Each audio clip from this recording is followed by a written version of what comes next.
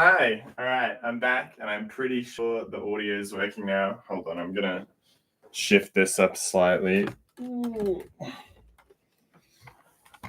I was hoping to have it so you could see the palette. My palette's always so messy. 1 second. All right, let's zoom this out a little bit.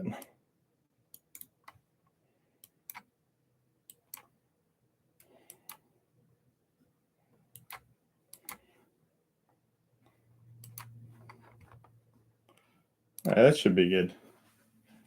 Hello. I'm just gonna make sure my door is closed. Oh, alrighty. Let's get into it. Let's oh sorry, shoot. I haven't put my alright. Easy. Alright, I'm just gonna be working on this for however long it takes me to finish.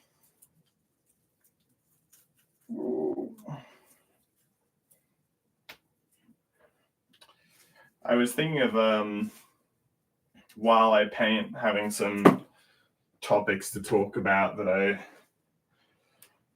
I'm not really thinking about this for a live audience, but more so if anyone stumbles upon this, because I'm gonna just start doing this regularly where I'll do like a live stream, talk about some stuff, and then maybe just like cut around it and edit it so it's like coherent, so you can sort of see like a painting progress while also hearing me talk about, I don't know, random topics. I was gonna give some movie reviews maybe.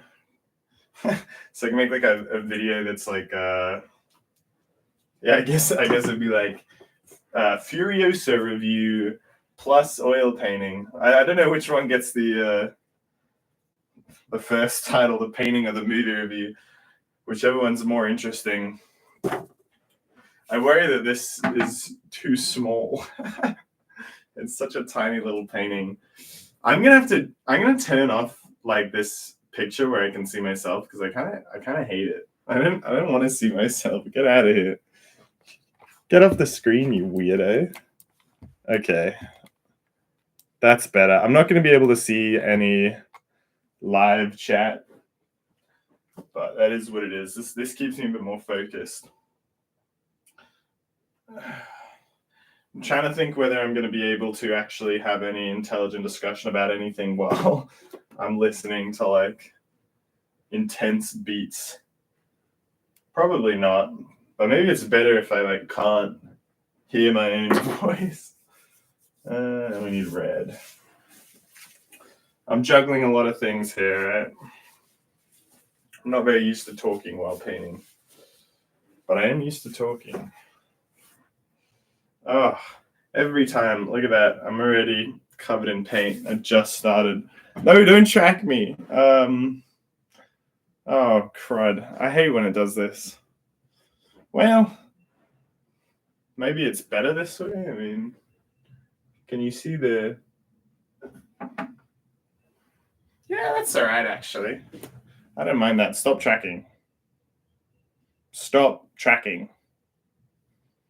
I don't know what the word is. Stop. Maybe like a signal or like a... All right. I got no clue. I just gotta wash my hands.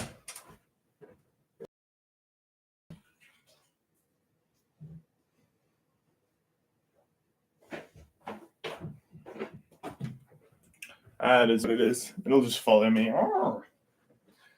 Okay, let's get stuck into it. I gotta get in the groove of the painting before I start to waffle. Big brush. White.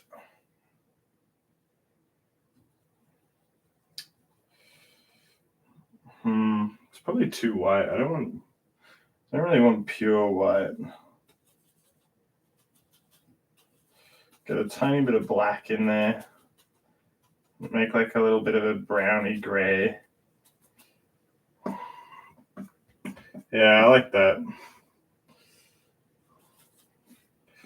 That's a good start. Okay, just paint this. I'm already quite happy with this this painting, this little block out. I'm just going to be trying to add like a little bit of a, I don't know, a little bit of resolution. It is like a little messy. You probably can't see the extent of its messiness from back there, but take my word for it, doesn't look that good yet. Looks pretty good. The tone and vibe is definitely right. I just need to like put in some detail, which is going to make for a pretty boring first YouTube stream, just because I'm going to be, you probably won't be able to see much of what I actually do. Alright, let's just like, what is this? Why do I have like a patch of, oh shit, that's not good. Whatever. I've got like a weird sort of patch. I didn't think I really let it dry properly, or I used too much terps that I've sort of peeled back the layer that was beneath it. It's alright, I do that all the time. Part of my vibe.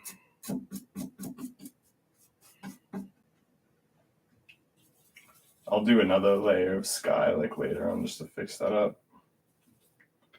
This is a very like foggy scene. Sort of just want it to be like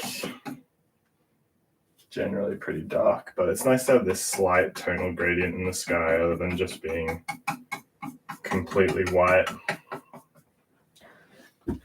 That's a little bit of choppiness, a little bit of fun to it. All right.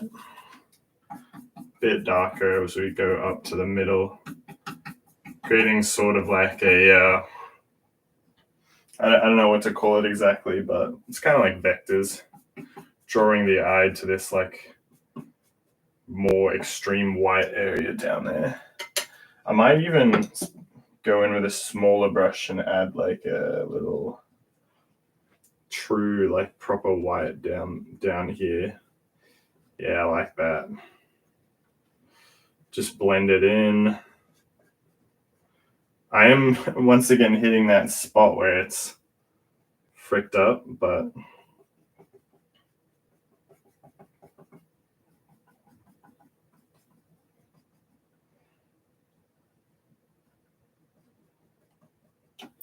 okay, that bit's just gonna piss me off, but whatever. Okay. Now I'm gonna try and do the shadows, the darkest bits of this painting. I got like a dark browny, yeah, a little bit of red. I'm gonna mix brown, red, a bit more brown, tiny bit of yellow, not too much. That's good. And then mix it with some black and some terps. It's a little too much black. This might be a little too dark, but as long as it's kind of terps down.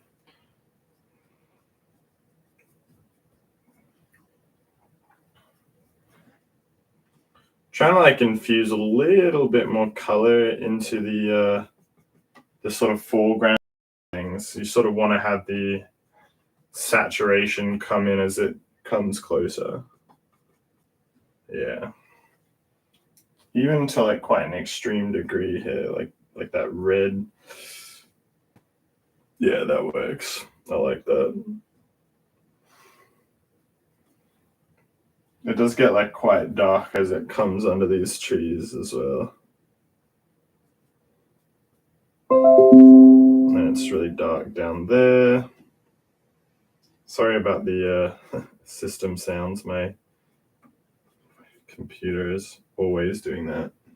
Could disable it, probably should, but I'm already in the zone. I can't throw myself off. Okay, you know what? I'm gonna turn that up. Stop it. Close. All right. Okay. All right, get a little bit of like an orangey. Now this, I'm going to be creating some sort of unrealistic colors here because right now I'm just painting like the darkest tones in. All right, I got to start talking about movies because I really want to be able to edit this into like, I don't know, kind of like a video. Oh, this is nice colors though, hold on. I didn't exactly think this through how I would be able to do both. Oh, okay, very nice.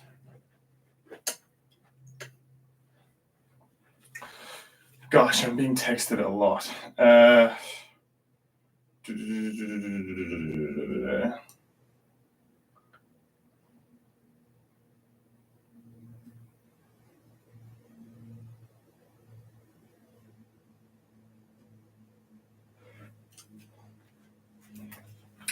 Never mind, completely irrelevant bollocks. Alright, get just like black.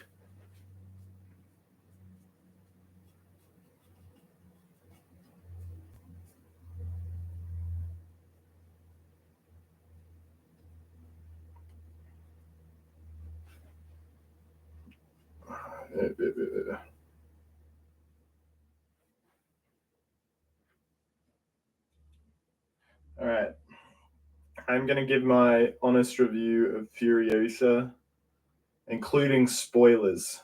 All right, I'm a big Mad Max Fury Road fan, so you know I got skin in the game, so to speak. I'm a big Mad Max fan in general. I like the old movies as well. Not a huge Thunderdome guy, which is not uncommon. Sadly, I don't fall into the group of people who are like, "Oh, it's not that bad." I think it's pretty bad, but I wish I could enjoy it. I don't know, something about the whole vibe of it doesn't really work for me. But Furiosa, on the other hand, like right off the bat, I'll tell you, I liked it. I thought it was quite entertaining, very very good. I mean, immediately regarding entertainment, I'd say the pacing definitely wasn't as crisp as Fury Road, but I kind of didn't expect it to be just by like the whole style that they were sort of pushing with it being like the Mad Max saga, and you could tell from the trailers it was like a more grand story. Part of the pacing of Fury Road is just like carried by the fact that it's such a it's kind of such a little story. Like it's so contained within just this. People often describe it as like just a whole action scene. Like the entire movie is just a ongoing action scene, which kind of is, which just makes it like really well paced, basically.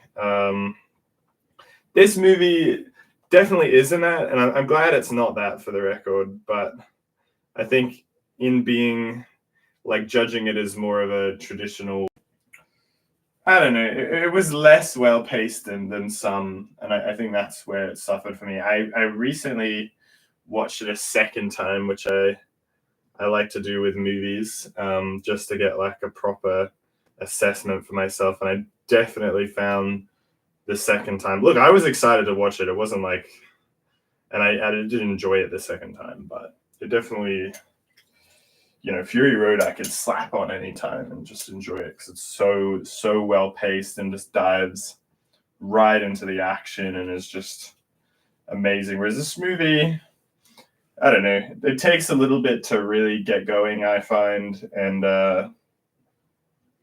all that. That being said, I still did really like it for like lots of other things, like the actual expansion of the lore and getting to see the world. I really loved. Like one of my main takeaways after I watched Fury Road, I remember back in like 2015, I think it was. I thought to myself, I was like, you know, they throw out all these amazing names of places and like ideas, and I couldn't wait to see more of that. Basically, like I remember watching the credits for Mad Max Fury Road, and it has all like those creative names for people, like the People Eater and the trying to think of other ones. I mean, Immortan Joe, the People Eater. You got Dementus in this one. They all have such like creative and colorful names, and it got me really excited to see more of that. And all the locations I mentioned, Fury Road, like Bullet Farm and things like that. I was really just quite excited to see all that stuff since Fury Road, and this movie definitely delivered on that, which I'm really glad about. And I guess in some ways, in order to deliver on that, they couldn't really be the same kind of movie as Fury Road, because you really do need to have a slower, more broad approach to the story if you're wanting to like hop around to all these different locations and showcase like a wasteland politics and stuff. And they definitely accomplished that. And so for that, I really appreciate the movie for sure. I think I need a green. Hold on. I will say one thing. I haven't heard too many people talk. I mean, it's been mentioned, and it was mentioned a lot when the first trailer came out. But the effects, after seeing the movie twice, I can report that the effects are definitely noticeably worse than Fury Road, and at least to me, I got an eye for effects a bit. They can be distracting at times. Some people have said, "Oh, look, they're not like as good as Fury Road, but they don't take away from the movie that much." For me, kind of does take away from the movie a bit. I hate that it does for me, but it's just sort of like I can't. The biggest one for me is not like the fidelity of anything. Like the actual fidelity of the individual effects looks fine and even like really good at times. It's the motion, the motion of how things like move that are CGI is very noticeable to me. It has like a sort of unrealistic physics to it that really, I don't know, it makes me notice it so much, and they have a lot of it.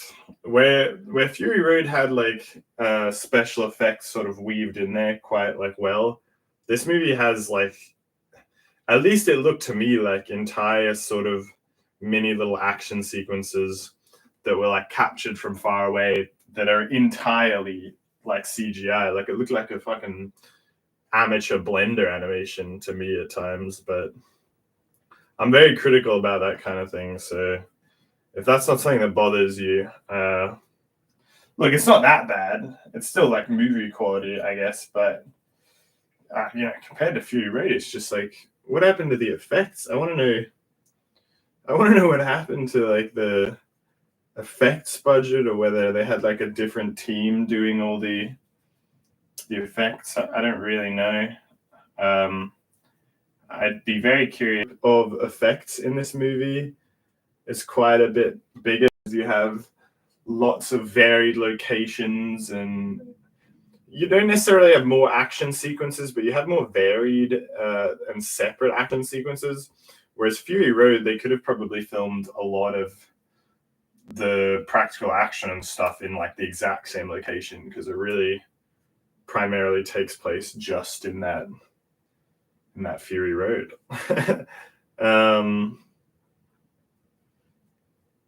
So yeah, that's definitely a slight sour note for me, for sure. I'm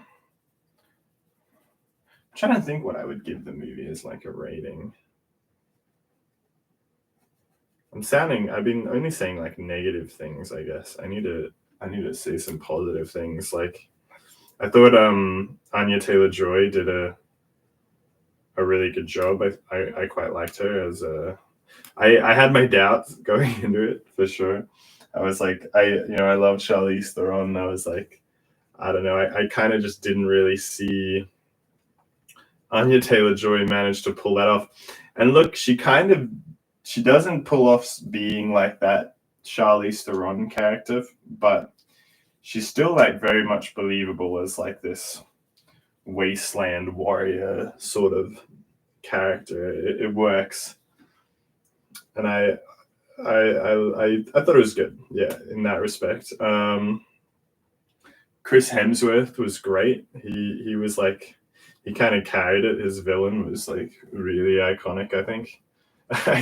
I kind of. I almost got the impression, and it's probably not. I think it's just a testament to like the good writing, but I got the impression that they were almost trying to like set up like another prequel about Dementus, his character, just because he seems to have such a rich sort of backstory shrouded in secrecy. Like he often says things like in like the end confrontation, he vaguely suggests some like sordid past that's led to where he is, and also just getting thrown into his character, like leading this enormous war band of like bikers, is like, how the hell did he get to this situation? But honestly, like I said, I think that it's more of just a testament to the like good writing, is that the character feels like he has this rich lore that you could write a movie about. Mad Max always kind of has that. There's like a lot of attention to detail with the world and the characters, even just the background characters, that you feel like you could have a story about anything within that world. Nothing really ever feels like it's just there for, I don't know, like just for the movie's sake. Like it always feels like something within the world of Mad Max. And they definitely nailed that throughout this whole movie. There's so many like interesting looking side characters, like the guy who's in charge of Gastown, and he's like, I loved it. He's like doing a painting when you like first see him. He's like painting his walls with like a recreation of sort of an old romantic style painting, and I was like, that's awesome. I want to know more about this guy. What's his deal? He seems like surprisingly chill for like a wasteland man, but yeah. Okay, hold on. I gotta concentrate for 1 second. I'm trying to think of other things I liked.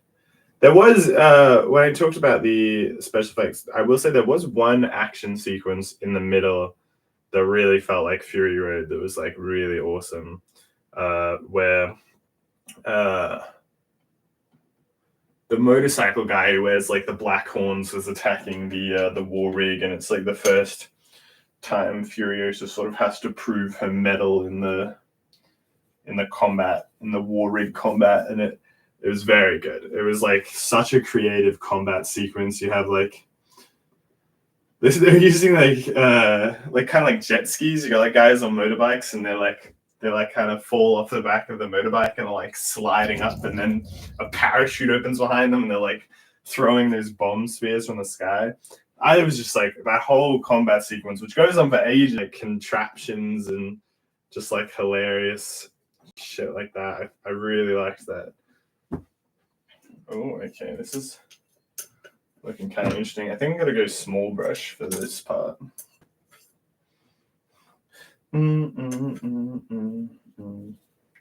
we're gonna mix up like an orange. Look, I reckon it's hard for me because it feels unfair, because it's a lot of my issues with it are kind of just it being not the kind of movie I expected, I guess.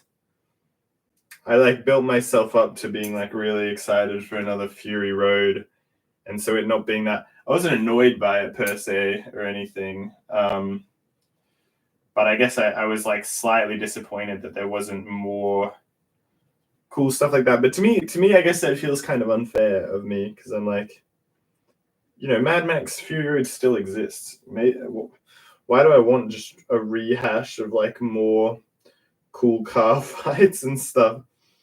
I suppose. And so in that respect, I could honestly go and give this movie like an 8, as critical as I am. The only thing that really holds it back for me is honestly like legitimately the special effects really stand out to me as being kind of noticeably bad at times. I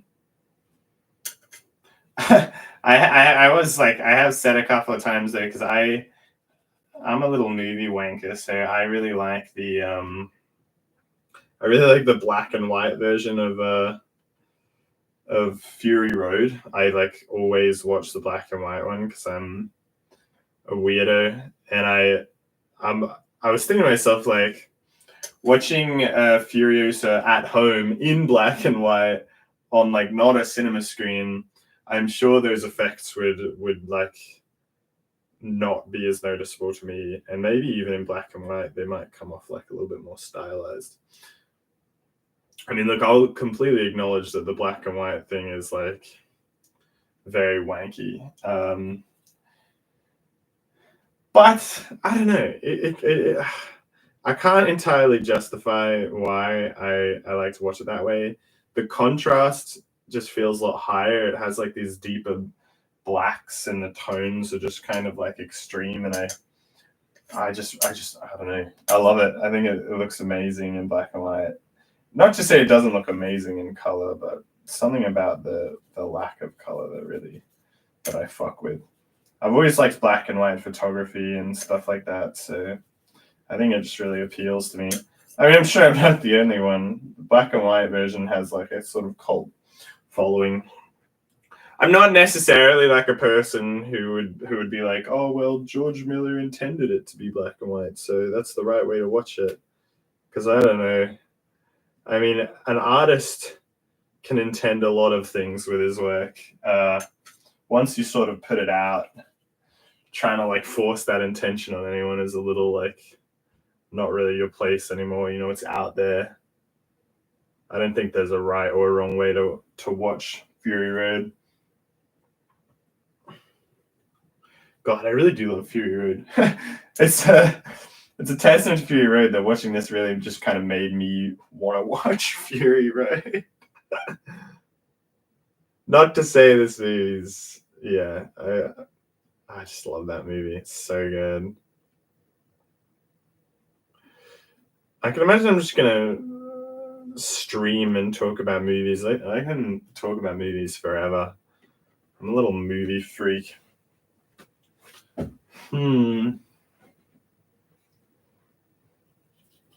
There's two like horror movies. I'm really big on horror movies. There's two horror movies that are coming out soon that I'm very excited for. One of them is Long Legs, which I think looks quite scary and good. Love it. And the other one is Alien Romulus, which is, you know, I love Alien, although I don't like the newer ones. I don't mind Prometheus, but I sort of do mind it a bit. It's like it's all right, but it's kind of also not. I don't know. I'm in two minds on Prometheus. I'm gonna say his name wrong. Fede Alvarez, and he made the Evil Dead remake. And look, I love the original Evil Dead, but holy, that Evil Dead remake or reboot rather, I love it. It's so like, it's such a no holds barred, just extreme horror movie. And I don't think there's a lot that come out like that I really fuck with. Like, I really like just a true balls to the walls, like fucked up horror movie about like demons and zombies and like just kind of having fun with it, but also like it's really scary and intense. I feel like there's not actually enough of those for me personally. A lot of horror movies are like trying to do something like really special and unique, but I'm like sometimes I just want like a crazy, intense, fucked up like horror movie of just insanity. I probably shouldn't be saying that F word. I think I ticked that this was for kids. And I'm talking about like messed up, violent horror movies.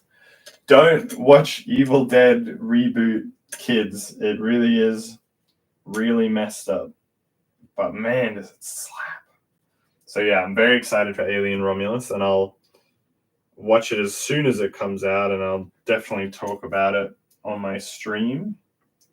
Maybe. Well, I say definitely, but I don't even know.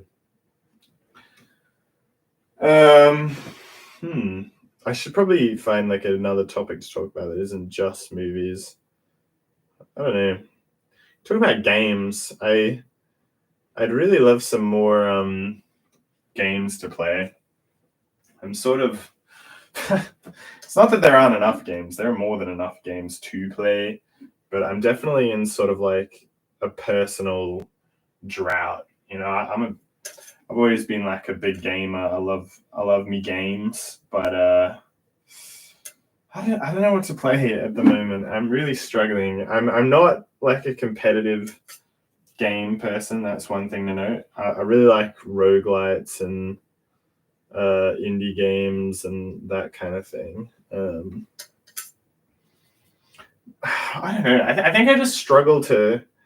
It's a sign that I'm getting fucking old. Is that I just struggle to like bring myself to play through like long games they're like perfectly appeal to me. It'll be like a game that ticks all my boxes, and then I'll like buy it, I'll pre-order it, I'll be really excited for it, and then I'll play like 6 or 7 hours of it, and then be like, oh, I don't know, I'll just forget about it, and then I'll never like go back to play it because every time I think about it, I'll be like, oh well,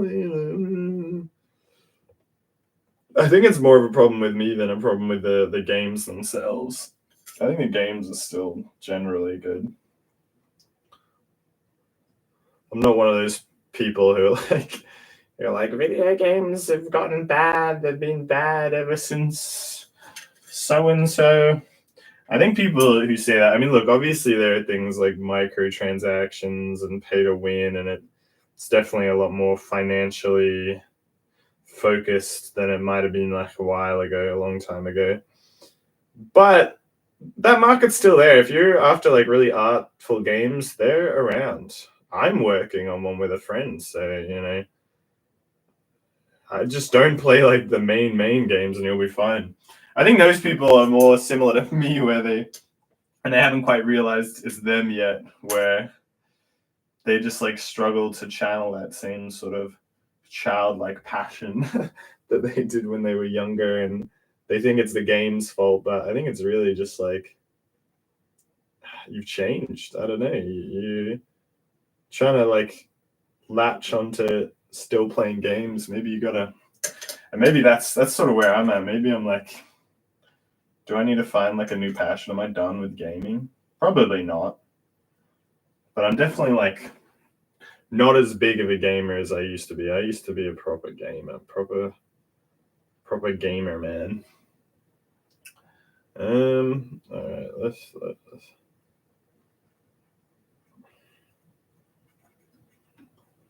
All right, let's get this. I'm trying to do like this cool.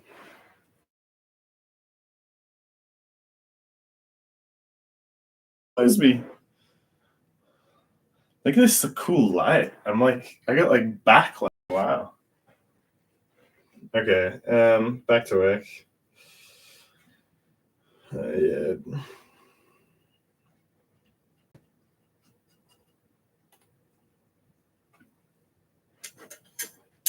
Okay.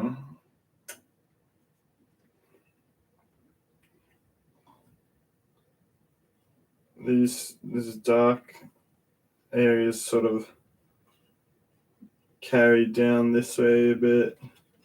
It's like a shadow.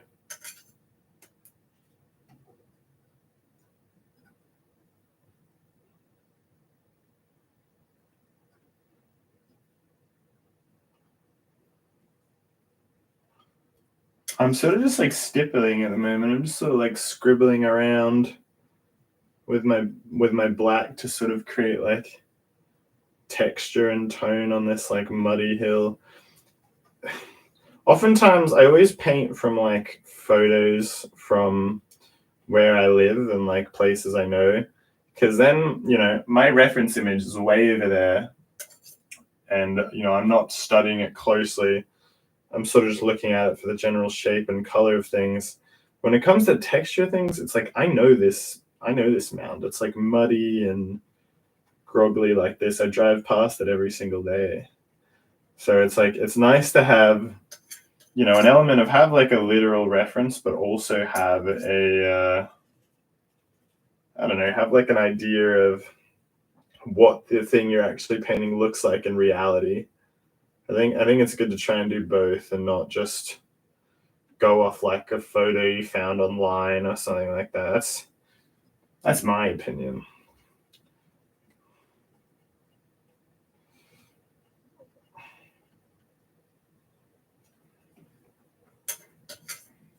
All right, so I want, like I said before, I want lots of color in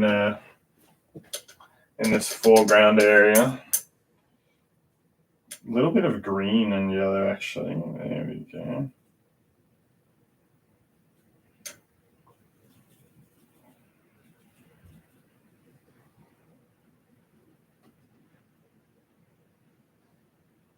Oh yeah, there we go. Yeah. All right.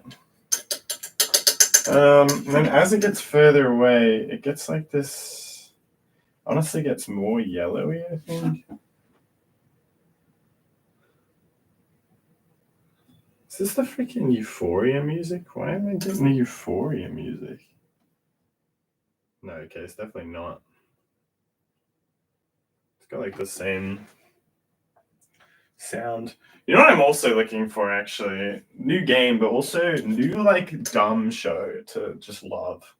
I finished Gossip Girl, and I need something else. I need like a new. I tried watching Gilmore Girls, and it kind of just wasn't the same. I should have expected as much, but I don't know. Look, I love watching like really good, you know, intelligent, well written, well directed, masterful shows. I've seen a lot of those, you know. My favorite show of all time is Dark on Netflix. It's amazing, and I highly recommend anyone to watch it. It's so good. But you really have to actually be switched on when you're watching Dark. You can't kind of passively watch it. That's part of the reason I like it as well. What are some other banger shows that are like, oh, The Sopranos is great, and The Wire is like really amazing. Breaking Bad, obviously. I could probably create a list, but I'd hate to put these up against each other. You know, that's unfair. Unfair on who though? Actually, what am I trying to suggest? It's, you know what, it is kind of like a show. I don't generally like really long shows. I kind of hate when a show has like just a million fucking seasons. But at the same time, if it's like really good, like The Sopranos, and it sort of doesn't necessarily, comparing it to a show that only has like a handful of seasons feels unfair, because like when I look at The Sopranos, it feels like I freaking know Tony Soprano. I know, you know, Meadow and AJ and like all these characters. You spend so long with them and really delve like so deeply into like their psychology that you feel like you know them, you know. And that's something you can only really get from like a long show, I guess. I think I just don't like long shows because generally I don't think they ever manage to hold up their quality. And I don't like when like a show starts with like a loose premise for like one or two seasons, and then it's successful, and then it's like, let's turn this into like an epic. I'm like, I hate it. It just feels so like silly to me to do that, because I don't know, you're just stretching out the premise like needlessly. I guess just money and all that. You get more money. It is sad. I don't know. I'm trying to think of a show that comes to mind. Stranger Things actually comes to mind. I really like the first season of Stranger Things. I thought it was like a really good sort of one-shot show of like, oh, that was really interesting. And yeah, then they like crammed right in the end of it like a little sequel bait, and I was like, oh. Now they just keep pumping it out because it's like, you know, it's successful. It makes them a lot of money. And to me, it's like seems so silly. It's like the child actors are getting too old, and the whole premise is just turned into like freaking anime where they like just keep upping the ante like every time they have like a new season. They're like, oh, this is the big bad, this is the real baddie. That one last season that was like the real true baddie, no, he's a small fry. He's just the servant of this bigger bad. They do it every season, and they're gonna do it again. You had like Vecna or whatever, and it's like, oh my god, it's like that's like the evil overlord. He's been doing everything, and the next season will be like, oh no, it's actually he was just a pawn of like the real big bad, and it's like, oh, I can't do it anymore. I'm so sick of Stranger Things. I actually didn't even. I watched all the way to the end of the latest season of Stranger Things, and then I actually just like stopped after like they beat Vecna or whatever, and they're like in the hospital. There was like 20 minutes of like post action, just people like visiting people in the hospital and just setting up the next season. And I was like, I just stopped watching. I was just like, I can't even be bothered like seeing this finale through. It got so tedious. I do really like the first season of Stranger Things, though. I think this third season was actually pretty good as well. But yeah, that's sort of what I mean, where it's like you have like an interesting premise for the first season that works really well and has like, you know, it's sort of an homage to that like that 80s, you know, E.T. and Goonies and all those kind of movies. And for that, it was like amazing, and you could just leave it at that. But it's like they had to turn it into some bloody like franchise or something. Oh, I sound like such a grumpy old dude, but I am. That's what I am. I'm a grumpy media exhausted dude. All right, that's just. I've come to terms with that. Oh, this is nice. Not to blow my own trumpet, but this is very nice. I feel bad streaming with such a small like board that I'm working on, but I figured I've sort of been arbitrarily waiting to stream of just being like, oh well, I'll stream like when I have like a big canvas or when it's like a really nice day or a day when my hair looks good and I can like, you know, prepare for it. But I'm like, nah, I'm just gonna go for it. I mean, this isn't for anyone.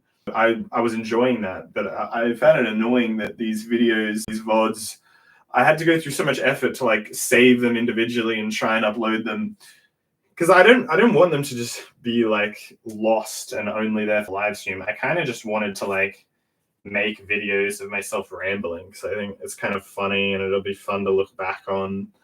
And you know, if I'm ever like wondering about how I did a certain painting, or if I'm like much older and want to look at my stuff, I don't know. So I wanted it to actually get uploaded, and so I've been trying to, and successfully now I've managed to get onto YouTube where I'll just like automatically upload the VODs. I'm not really going to worry too much about editing.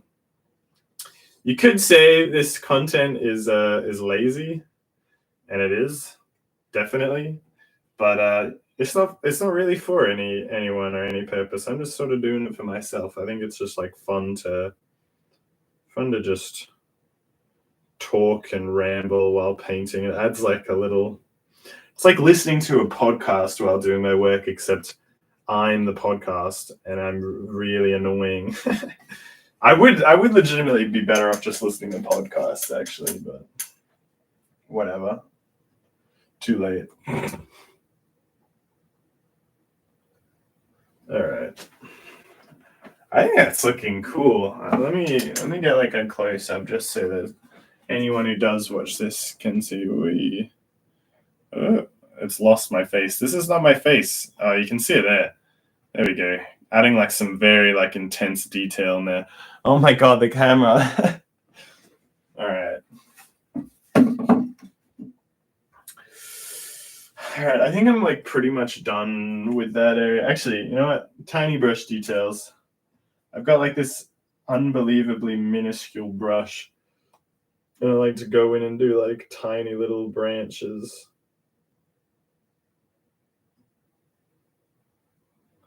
These aren't even in the actual photo, but they add like a little gloomy vibe that I like.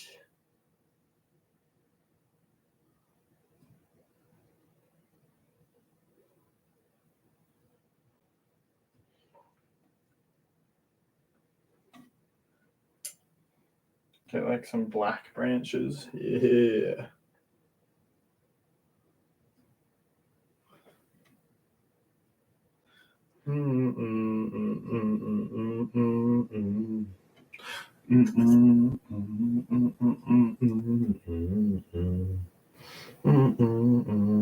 Oh, the one downside with streaming is I have like speakers in my room. I usually get to play my music just like blaring through the speakers, and I kind of like those like natural acoustics versus earphones. I kind of hate using my earphones, but sadly, I'm completely unwilling to listen to like copyright-free music, so I kind of just have to like, oh, that looks nice. I kind of have to just use earphones. It's also, it is kind of weird, like rambling and talking while listening to music like this. It kind of like feels very unusual.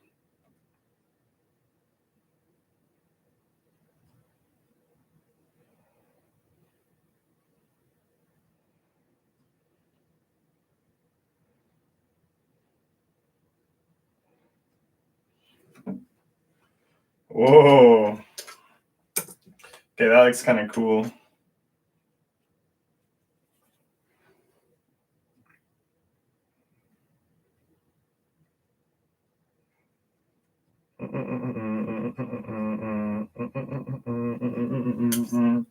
If you want to know, I'm listening to my day list, which has some stupid name, but it basically is just League of Legends music. Note for lore that I don't play League of Legends. I just listen to the music because I like the music a bunch. I mean, I have played League of Legends.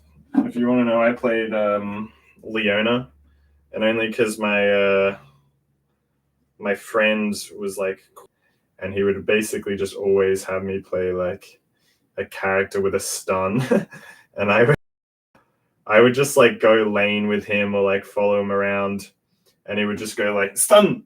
He would just say stun, and then I would just do it, and he would get the kill. That was our game plan, and it worked pretty well. I was just a stun guy. So yeah, in every single MOBA, like I do the same in Dota with my other friend. I play like Spirit Breaker or Tide Hunter, and I'm just stun machine. I really don't even like understand MOBAs like at all. I'm like terrible at them, so I actually much prefer being someone's stun guy just because I understand that. Okay.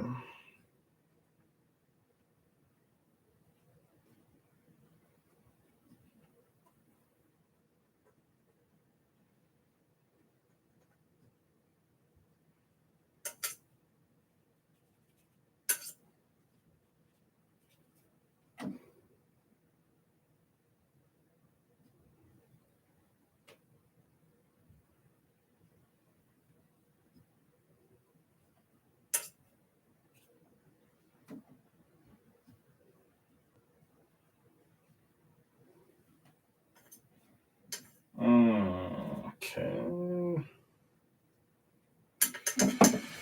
Oh god, I like I ran random pain. Okay, this has to be like brighter.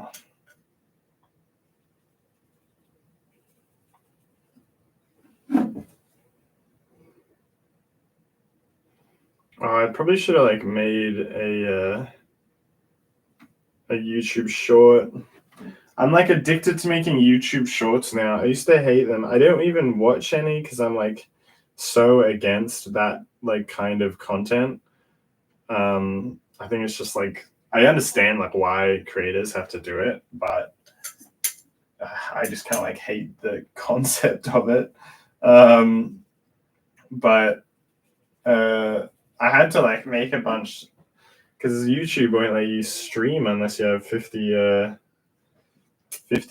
subscribers, and so I just like made a bunch of shorts, but now I actually kind of really like making them. Oh, this is colorful, too colorful, I think. Yeah, I actually quite enjoy the process of just like throwing up YouTube shorts, so I think I'll have to make one in a second. I always try and think of like some loose idea before I just start throwing shit together. Let me think.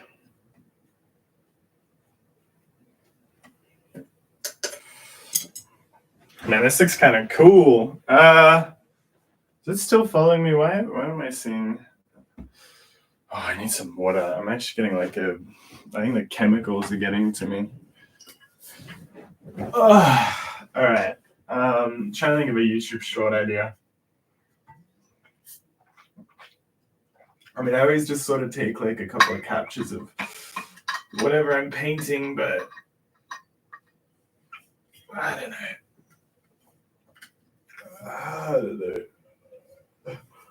Oh, what is going on? I drank some tips. I feel like I've been poisoned.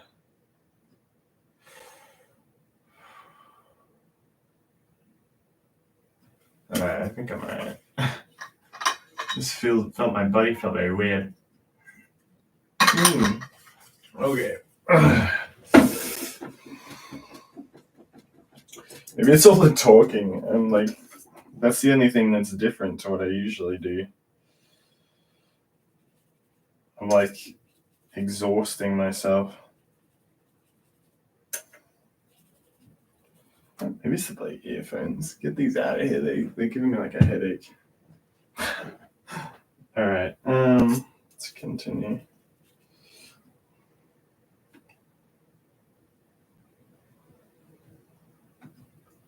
No, not that. Well.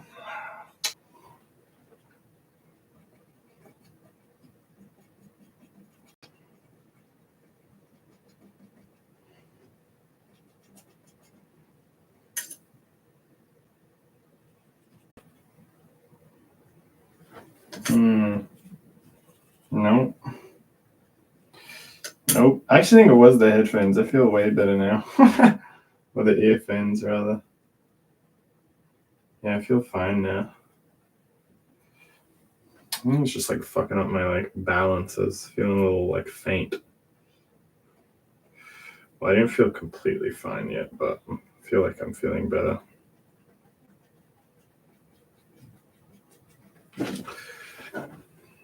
Yes, get that fog. Yep.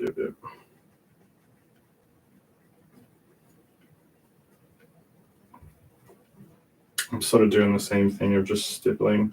So this is sort of my like approach at the moment is I'll create like a general vibe of like everything with more or less the right colors, but like no detail.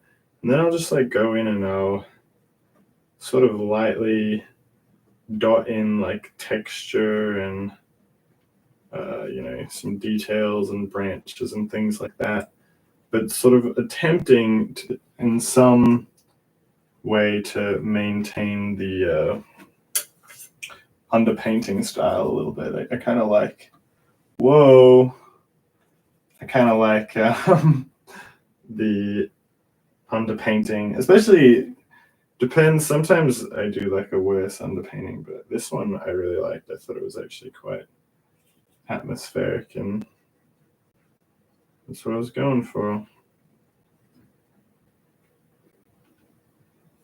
Okay, that's too much.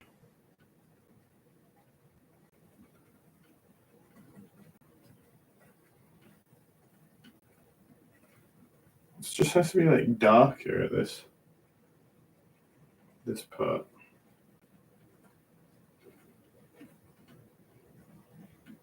It's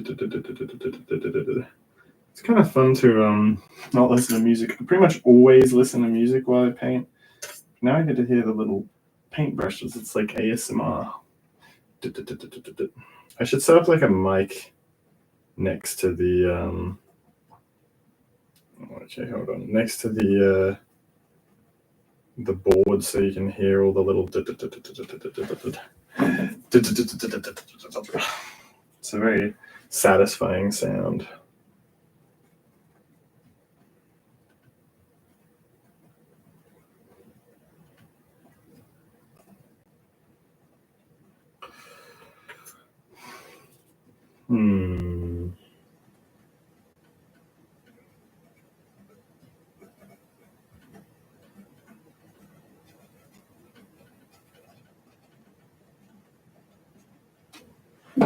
How's that atmosphere going?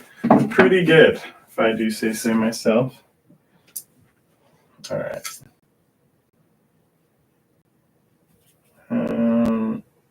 Green.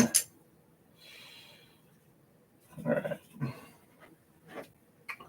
This is a very dark color. Dark green. Ah, too green.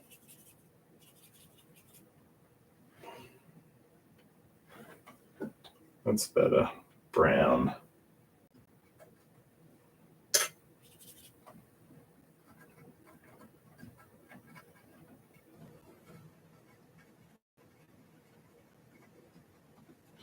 It's kind of cool to do like this reverse process.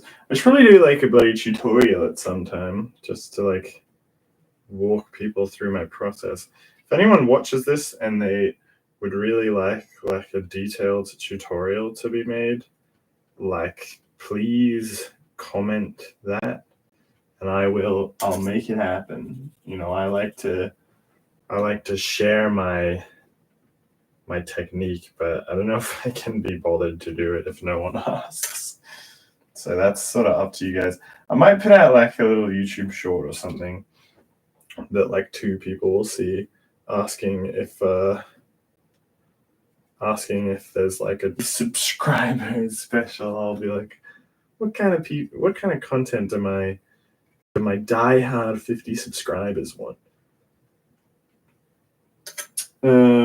Yeah, because I don't know.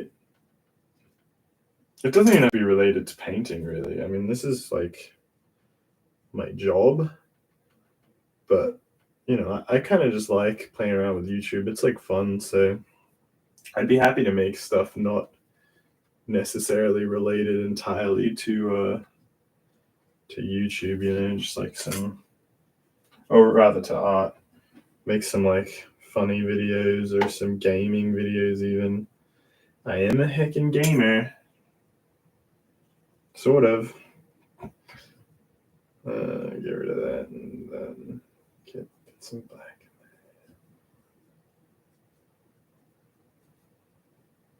Oh, this area looks sick. Needs to, yeah, need that like real deep black in there, yeah.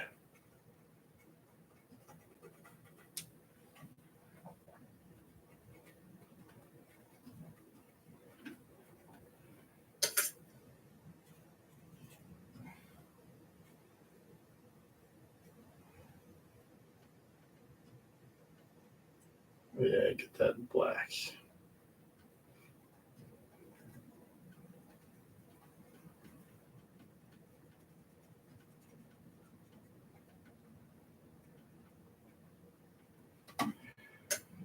Okay, that looks pretty cool.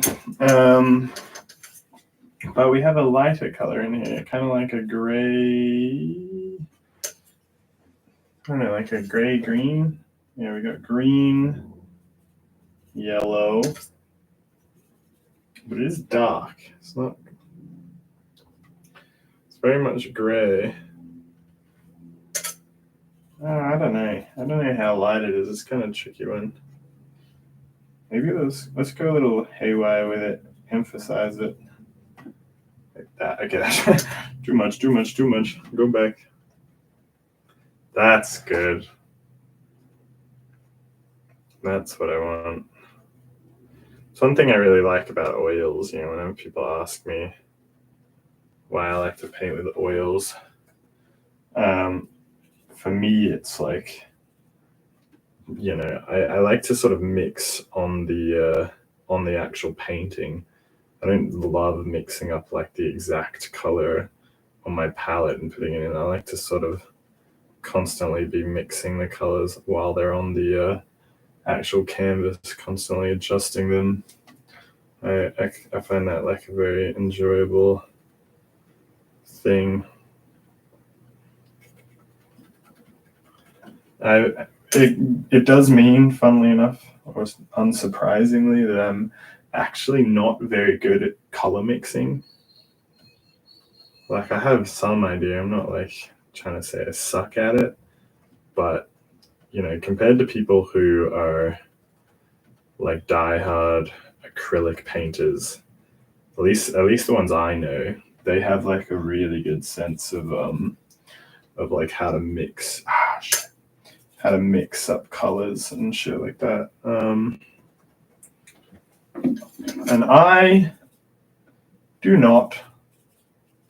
I mean, I know how to mix colors, but I just I don't think I have like a very good sense for it. Like I would if I actually had to like get the color right when I actually put it on the canvas. I sort of wing it a bit and play around with it, have a bit of fun with it, try and get like the right sort of tones that I like. Makes it a very like fluid experience. That's why a tutorial would be kind of like a little weird. I don't know if my style is necessarily the easiest one to follow, just because I don't know. I'm pretty inconsistent.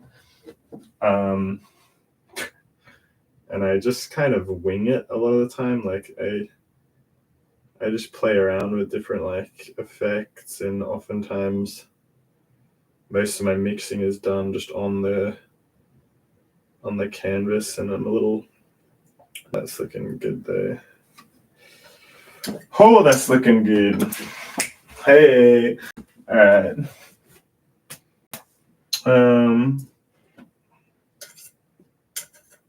Let's just like mix up some brown.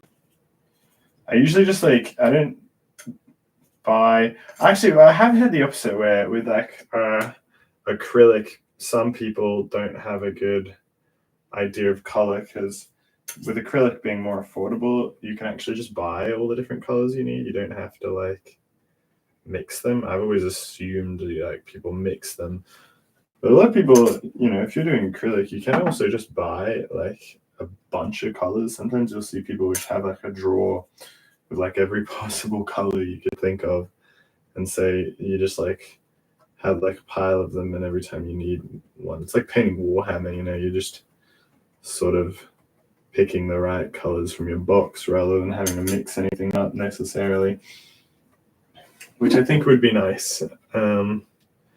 Sadly, I am just obsessed with oil paint and will never paint with acrylics. I'm sorry, but I got respect for you acrylic people. All right, I'm no paint elitist. I respect your craft. It seems hard, and I'm bad at it. I did a little bit of it in art school, and I struggled definitely.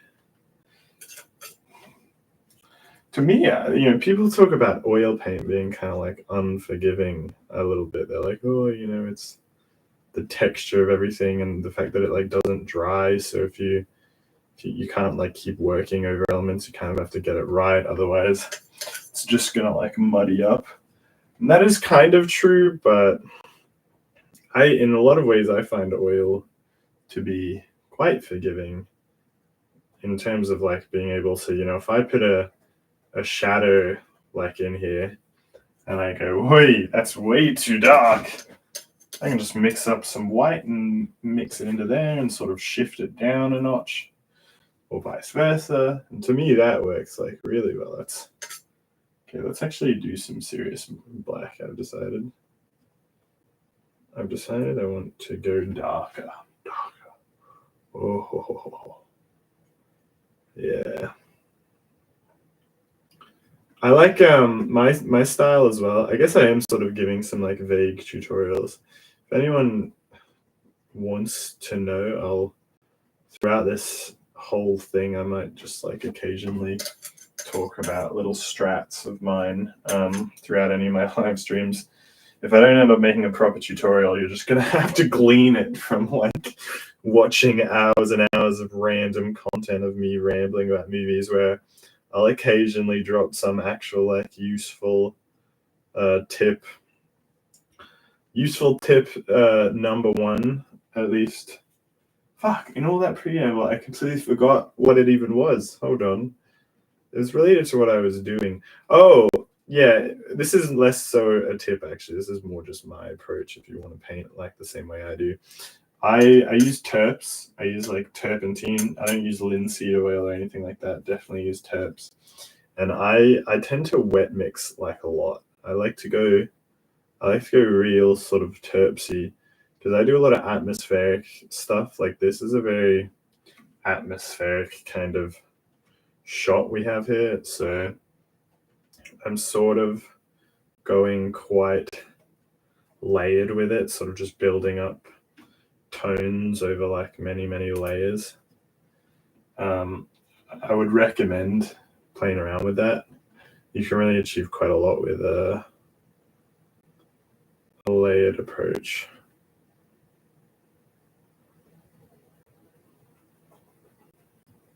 All right, get that. It's nice to like, if you do it that way, here's an actual tip. I would suggest definitely having like 3 or 4 paintings going on like simultaneously, basically, because then you can sort of alternate. Because if you're doing a very wet approach, a painting can take, especially a big one, can take many layers, because each layer will just be kind of like a wash of one couple of layers of just like white sort of splodged around here. Because if you mix, for those who don't know, if you mix oil paint with like a lot of terps, kind of almost gets to the consistency of like watercolor, which allows you to really do like completely transparent sort of layers. Like you're working in Photoshop and you're like, I want to do a fog layer, then I'm going to do like white over here and then just lower the opacity. You can basically do that with oil if you, I mean, you kind of have to practice and get used to like the right ratio of terps, because if you go way too heavy with the terps, you get this, which you probably can't see, but it's basically where I've like scraped off the layer of paint underneath, because it wasn't like fully dry. For it to be like touch dry might take a few days, but for it to be like actually dry enough that it won't just completely deteriorate when I go over with terps can take a while. Right, let's just get in there, just darken that area like it is. Yeah. But that's how I get this very atmospheric feel and tone and vibe. Is just like shoot ton of layers. I probably should really try not to swear. Oh my god, I've been going for an hour. This is going to make a terrible video. Oh, there's a dog. Maybe it will make a good video. Hello. Oh, come on. Come on, Astro. Here he comes. It's the big man. Oh, you didn't even really get to see him. All right. Astrocam. Come on, Astro. Just before you settle. Oh, he's so cuddly. He's so cuddly. He likes to come up here and lie on my couch. Oh, okay. Although now that I've bothered him, he might just like leave. No, he's gonna stay. Good boy, Astro. Alright. Trying to get like, there's one tree sort of here, darker.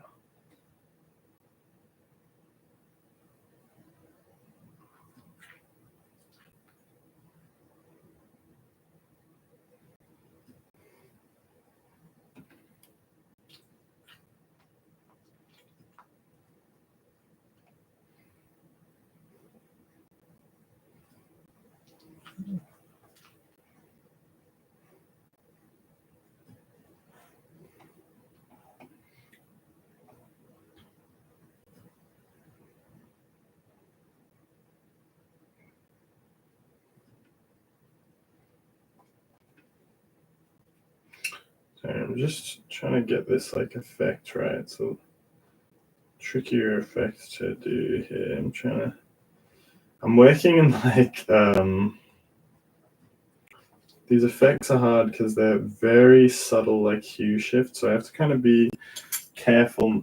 You know, it's like grays, but I have to be really careful not to do too much. But I also can't just like water down the terps too much either, because then it just doesn't really, it'll start to dissolve the paint. Okay, I think that's pretty good.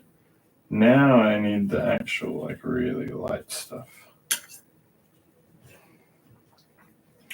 Because yeah, we got some. This is a cool effect actually. I remember I did this. This is the second time I've painted this sort of scene. Do this like negative coloring where in the really light foggy areas, you know, I've got this underlayer of like a sort of very light mid-tone gray, and instead of painting like dark lines into it, for like sort of very faint obscured trees, you actually paint light lines into it so that you're actually looking between the trees. That creates like a very nice little effect. Yeah, very subtle. It's just kind of like a bunch of little lines of light. We need to sort of de-resolve this a little bit. Don't want to lose that sort of very like foggy effect. There we go. Okay, I think that's like actually exactly where I want it in terms of foggy effects. Yeah, that's very nice. Okay, there we have it. For the not the background. Oh, I haven't done this yet. So actually, hold your horses. Hold your horses. I bet Astro is gonna get really annoyed at me just bloody rambling. Trying to sleep here, man. Pick a better room to sleep, Astro. Alright, we're gonna start kind of dark here, even though it's definitely not this dark in the picture.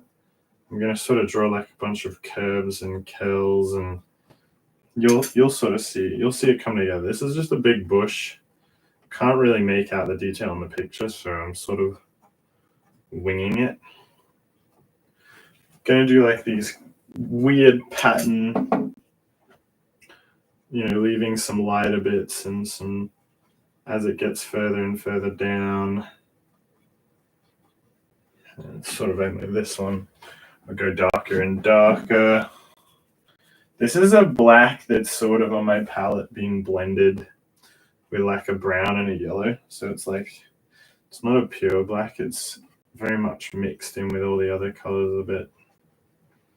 I like to let my palette get messy, especially for like atmospheric stuff like this. I'm very much against keeping an organized palette.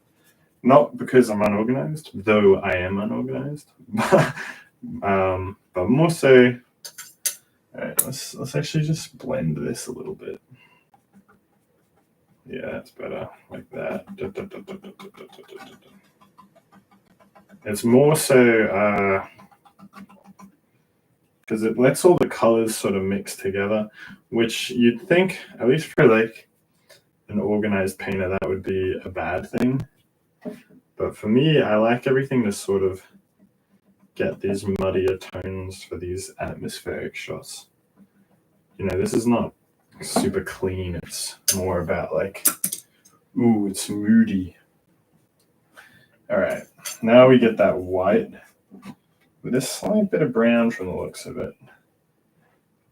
And we go and we paint over, and you know, this is the joy of, this color is way too dark. This is the joy of oils, is now I can just sort of dab these little bits of white over it, and I get this sort of messy mix of gray with a little bit of spots of really dark gray, or really dark, like a black almost.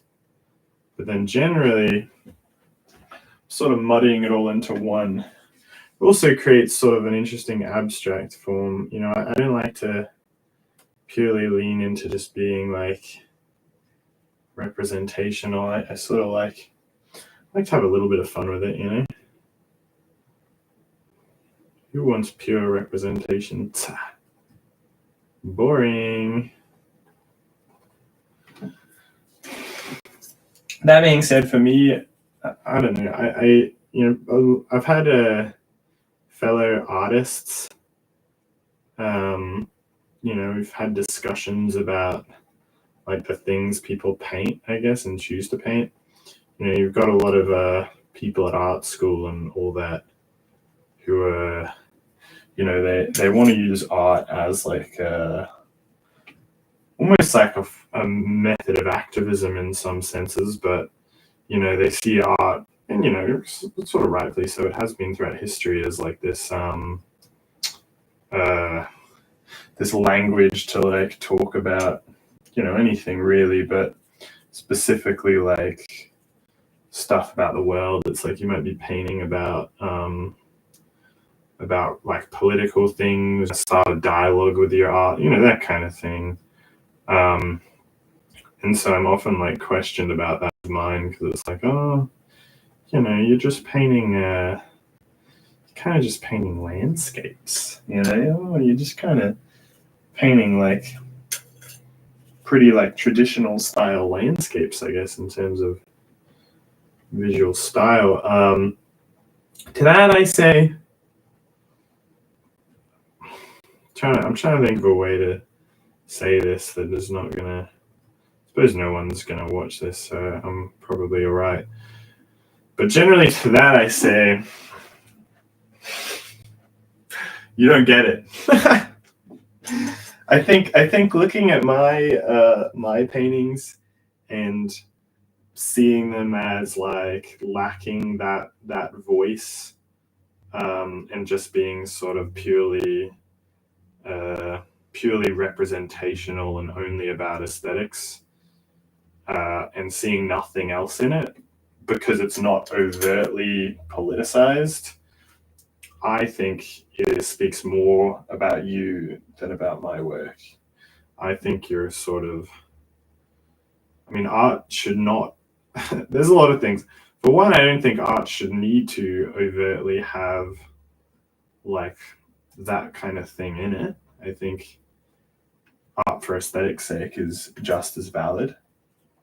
But also, I think, you know, you can have, and I'm not trying to say that my work has this, but I would just note that it's like, just because an artwork or an artist is not overtly making like politicized art doesn't mean there's no meaning within his work, you know?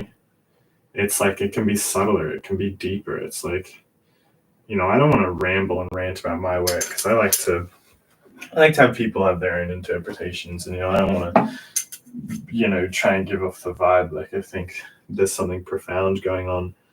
But at the same time, it's like, my work has stuff you could speak to. I can talk about all my landscape paintings are sort of from around where I live, and they contain like these gloomier notions and atmospheres, and it could speak to my own character. People can, I've had a lot of people who live around here and see my paintings, you know, get really attached to them as like, this is a really accurate representation of this area.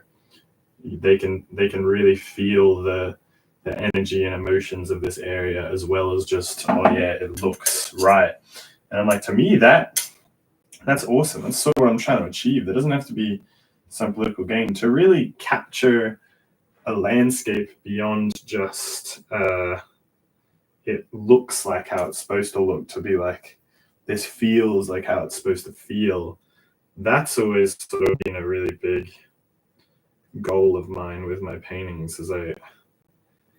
But the thing is, I'm not trying to do that in like an overtly expressionist way either. Like, people won't read into me as an artist that way, because my work is, very deliberately quite reserved and traditional. I'm not going out there putting like weird elements in, or being like, oh, maybe I'll make like the colors like all different, and like the sky will be like purple, and I don't know, random stuff like that. Because those, when you see stuff like that, it sort of makes it obvious to the viewer that there's something more here, that it's like, oh, I got to dig deeper, of like, clearly it's kind of broaching into expressionism, where it's like, what is the reasoning for any of this? What's the reasoning for the sky being purple? There's got to be some deeper artistic intention, and that draws people to start to really consider like all the different elements of the painting, whether they're intended by the artist or not. But it's like, it's really good at drawing people in. And so I guess I don't really have that component in my work, and a lot of artists don't. But I don't think that means that it's not there. I can't blame the viewer, but it's like, just because my work is not signposting itself as like, oh, there's more meaning, it's not just like that, doesn't mean it's not there. It doesn't mean I don't have some intention within my work for that. And it doesn't mean beyond my own intention people find that within it. One of the things that keeps me painting these scenes is the reception from people who live around here. That's sort of who I'm painting it for. I'm painting it for myself and the other people with this sort of shared locale. This particular bracket of the Australian countryside, and in a way, it's reflecting my own sort of experience and emotions attributed with this place. A lot of my paintings are from places right around my home and things like that. People will I don't want this to sound like a tirade against like artists who are more non-representational and abstract, and claim to have deep meaning in their works, because I don't have a problem with that at all. I might have a problem with people assuming there's no deep meaning within a work like this, for instance, just because it's a traditionally painted landscape. You have a painting, a lot of my artist friends who, have have had really unique experiences with like, identity, and maybe coming out, or anything like that. Their work will center around that, obviously, because a lot of time an artist's work is kind of a reflection of themselves. And so you'll have their work sort of telling their story, and that whole history of their life will sort of bleed into it in a really beautiful way. And I think mine does too. It's just, I think my art sort of, if you looked at all my landscape paintings that I've done, it kind of tells a story of me in this land, in this space, how I feel about the landscape, how I respond to it. And just because I'm just a kind of a normal country boy, maybe that people assume that it's like not as valid or interesting, but I don't know. I mean, that's up to whoever. I'm not saying my work is explicitly interesting, but I just don't think you should dismiss purely representational work for being not overtly abstract or whatever. You know, that's my point. This rant is a specific tirade aimed at a handful of individuals who have said as much. So, yeah. This is not a straw man, I guess. I mean, it kind of is, but it's a real person who was said as much. A real people. I don't know. And look, you're allowed to not like art, but I don't think you're allowed to say that there is or isn't meaning in a work. I would say. You know, a lot of my favorite movies, right? You've got art house movies. I love art house movies. You've got art house movies that sort of have like a really overt sense of style that's super unique, that plays into the themes and concepts of the movies. Like if you watch any like Gaspar Noé film, it's like they're full of like really inventive cinematography, and like just like 1 second into it, you're like, this movie is saying something. There's like an overt, you know, meaning behind all these shots, you know, and it really, having all that sort of prods you into being like trying to seek out the depth, because it's so obvious that it's there. You know what I mean? But on the other hand, I really love, and you know, I do really love Gaspar Noé movies, but I also really love like some really subtle like art house movies where they're not exactly, they're kind of almost mundane and kind of beautifully mundane, and the meaning, it's not, I guess, is like explicitly obvious that this is even an art house movie or that there is some deep meaning within it, but it's definitely there. You just have to appreciate and read this. I'm trying to think of like example, like more subtler sort of artsy movies, I guess. Trying to think of an example. I just love like a visually subtle movie. Like I understand, I appreciate like bombastic sort of visual movies, but at the same time, a movie that's like brutally mundane and sort of simple, to me personally holds like more value. I'm sort of like the fact that they can achieve such like rich emotions without having to sort of rely on rely is probably the wrong word, but I'll use it anyway. Not having to rely on like, you know, kind of weird abstract cinematography and stuff like that, just being able to, you know, approach a lot of these themes through quite like a simple lens. To me, I kind of prefer, I guess, and so maybe that's what my work speaks to, is that sort of simple lens through which to look and approach like emotions. I don't know. Probably giving myself too much credit here.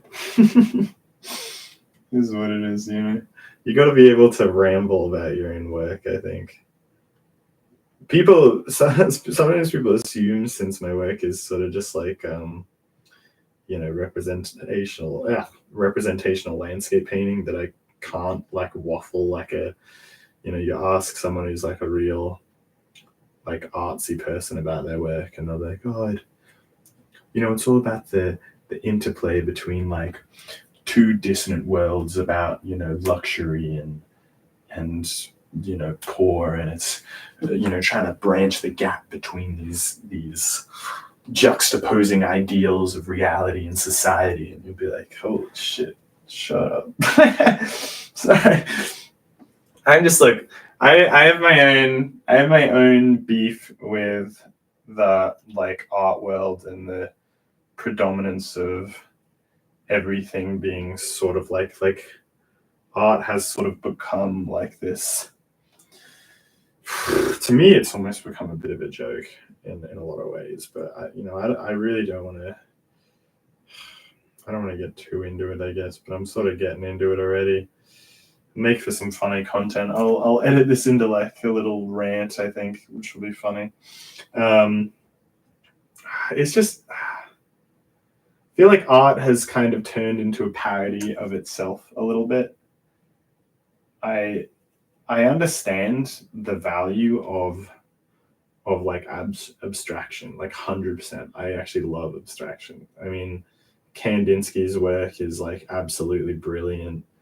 I actually kind of like Mondrian and Rothko. I think those are really great and like interesting and definitely sort of breaking new ground for sure.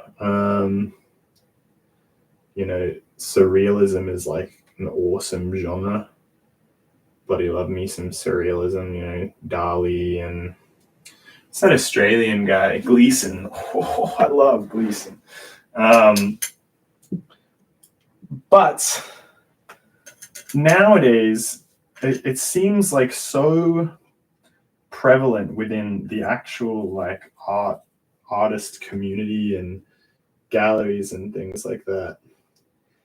And I guess I've always had this idea. I'm not against abstraction, and I think I would love to like do some.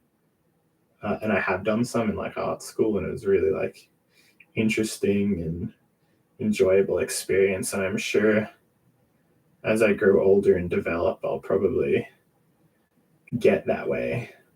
But I see a lot of like young artists who are like, just starting out who jump right into abstraction. And I don't know, I guess I see a problem with that because I'm like, the very concept of abstraction is making something abstract. And to me, it's like, I feel like they start more traditionally and find their way to abstraction. To me, that's like so much more valid. If you are a traditional portraiture artist for like 10, 20 years or something, that's probably too long, however long. And as you progress as an artist, you kind of naturally find your way into abstraction. I find that like really beautiful and like interesting and like speaks to your whole sort of progression as an artist. And when I see people just jump right into abstraction because it's kind of in, right? I mean, it's definitely in. I just see it as like almost like jumping on a trend, which I just don't think is like what abstraction is about. It's about sort of breaking away from your mold and trying to carve like a new path into things. But how can you carve a new path into things if you haven't even like done? I'm trying to think of like a good analogy, like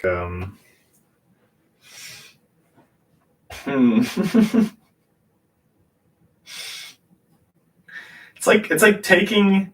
Oh no, that's a bad analogy. I don't know. Like you get my point, maybe. But that being said, look, I'm not exactly like, oh, everyone needs to be like a normal artist before they're allowed to do anything abstract. 'Cause I think that's not good. Some artists just go for it off the bat. But the fact that it's almost like a requirement now that you have some form of abstraction woven into your work or your concepts or your ideas, to me, it defeats the point. It defeats the point of abstraction like entirely.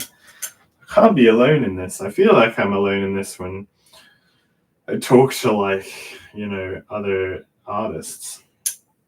seems like it's just like, oh, this is where the art is now, this is the way that it is, and you got to get on, doing that old style stuff. It's like antiquated and offensive. I've had it be my work be like suggested to have like negative connotations towards like colonial Australia and stuff like that, just because it's like, oh, you're painting like that sort of traditional colonial style Australian landscape without even acknowledging the history behind it. And I'm like, it's not about that. You don't have to weave all of these kind of things into everything you do. Now I'm just annoyed. I've made up a character in my head and I'm annoyed at him or her. I'm gonna bloody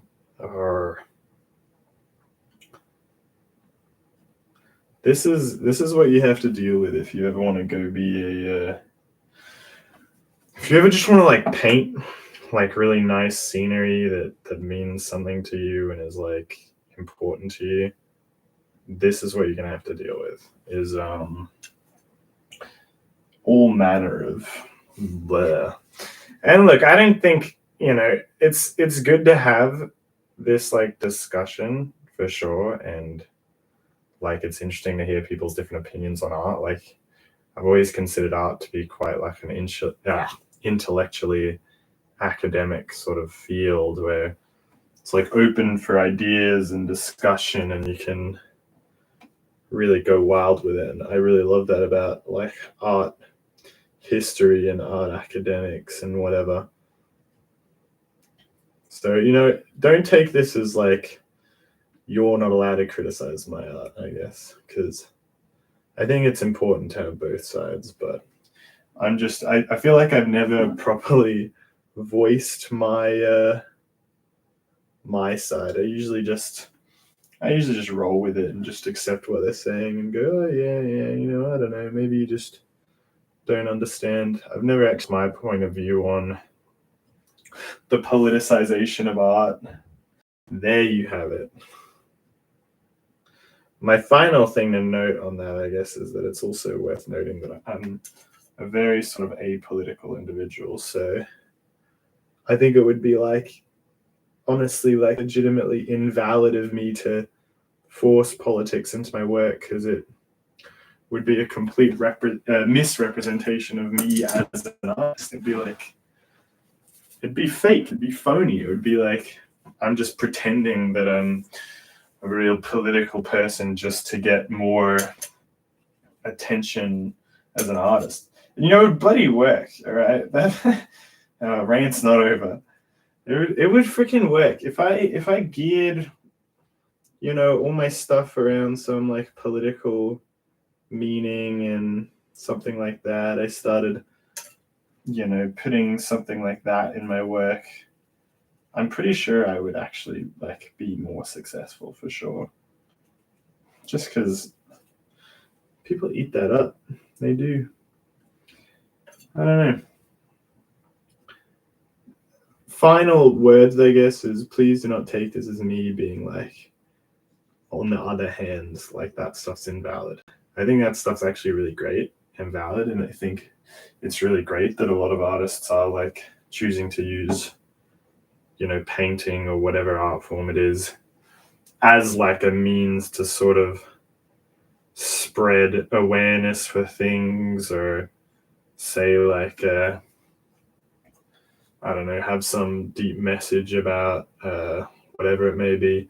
I think that's great. I just don't think it should be like a requirement for an artist to be about that, I guess, within the art community. I mean, people are always gonna like, I'm more talking about within like the art world. In terms of what people buy, I don't think general consumers really consider this kind of thing that deeply. But it's a bit sad for me to feel like I'm in some ways ostracized a little bit from the art community, because my work is, I don't know, not that. I don't know. Look, rant over. I'm sick of being all ranty. I don't know how long I've been ranting for, but there you have it. Oh, Astro's left. He's absolutely sick of it. Oh, this is looking good, if I say so myself. Look at that. We did the bush. Oh, I'm very much liking that. Yeah, that is properly gloomy. What time is it? It's 12:30. Look, I'm gonna keep at it. All right. I was thinking of taking a break, but it's a good time for a break, though. I'll be back in like 1 minute. I'm just gonna ask my dad something. Hi, Astro.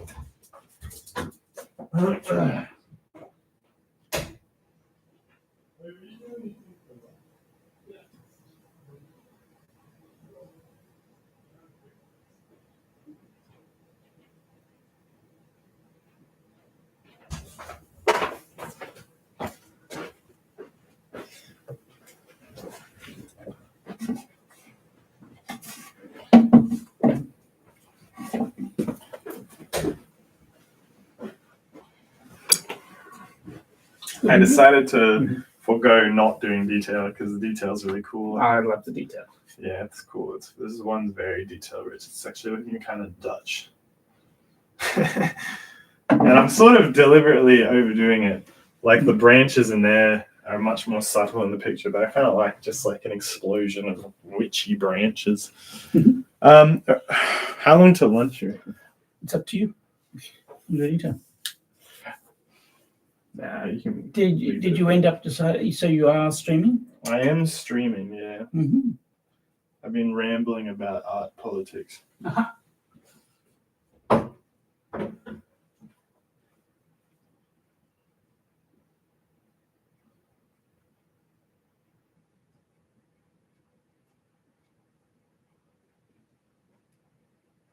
Half an hour. I just James is not back here.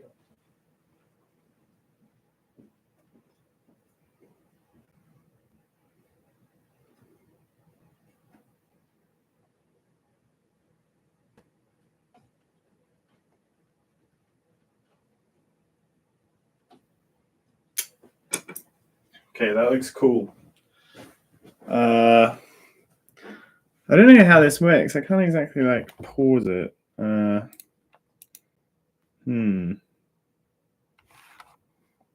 What is this? No, don't do that. All right, I'm going to go to the bathroom. I'll be back in a second.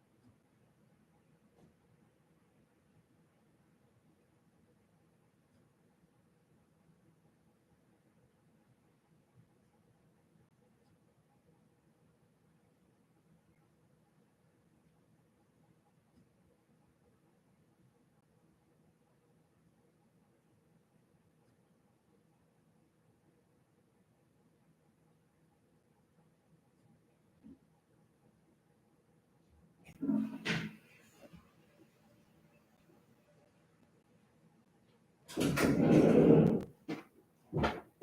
right, I'm back. God, I really hope my rant is like somewhat coherent. I'd love to like extrapolate that and just like make like a video, however long, like a 20-minute long video called like the art politics rant or something. All right, hold on. God, my drawstring is broken, so my pants are gonna fall down. Shoot. What is going on? Look at this. Look at that shit. All right. All right, look, that area is definitely done. The sky, like I mentioned before, kind of needs like another base, but I think right now I should do like the road and the grass.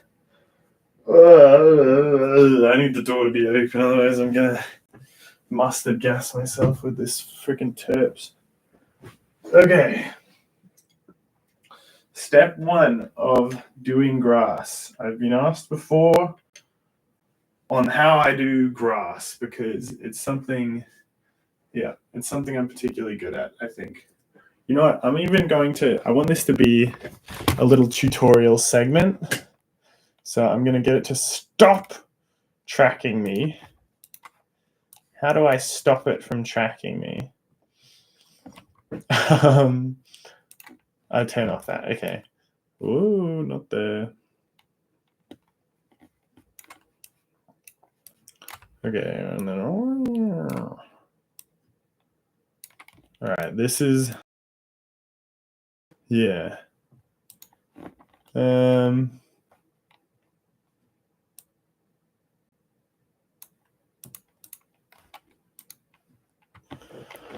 right, that's just gonna have to do, I think, like that. Okay, so as a little stream segment, I'm gonna do a tutorial, a university-like tutorial. No, I'm just gonna walk through how I paint like grass. This section right here, it's not super heavy grass. Around here is kind of heavier. It's a bit of like a light, slightly damp grass. And I just want to walk through my process because I have been asked. How did that happen?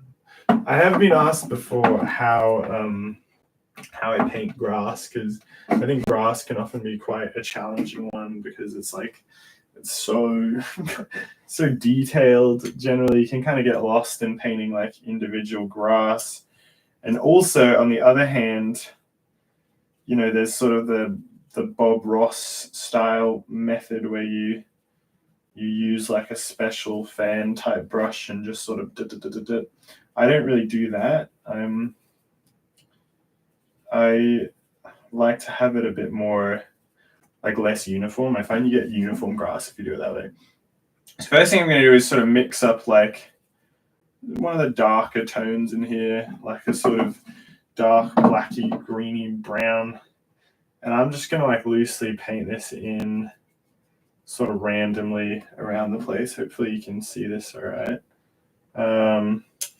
Trying to actually find like the real interesting colors within here. I'll sort of exaggerate them at this stage. Like there's a lot of red in like this area for sure. And this is a lot darker than it is in the reference image. I would bring up the reference image, but I don't know how at this stage. Maybe if I edit this into a video, I'll put the reference image up here. Okay. So yeah, I'm trying to get just like a darker version of all of the tones. In this like foreground clump, we have a sort of like an orange. This part's definitely less dark, so I'm just gonna like sort of give it a little bit of that, a little bit of that, and I'm very like messily mixing on my palette quite deliberately, just sort of like random patches of dark in there as well. And you know, you do want to leave these patches of light. It's going to look like choppy and weird for a bit.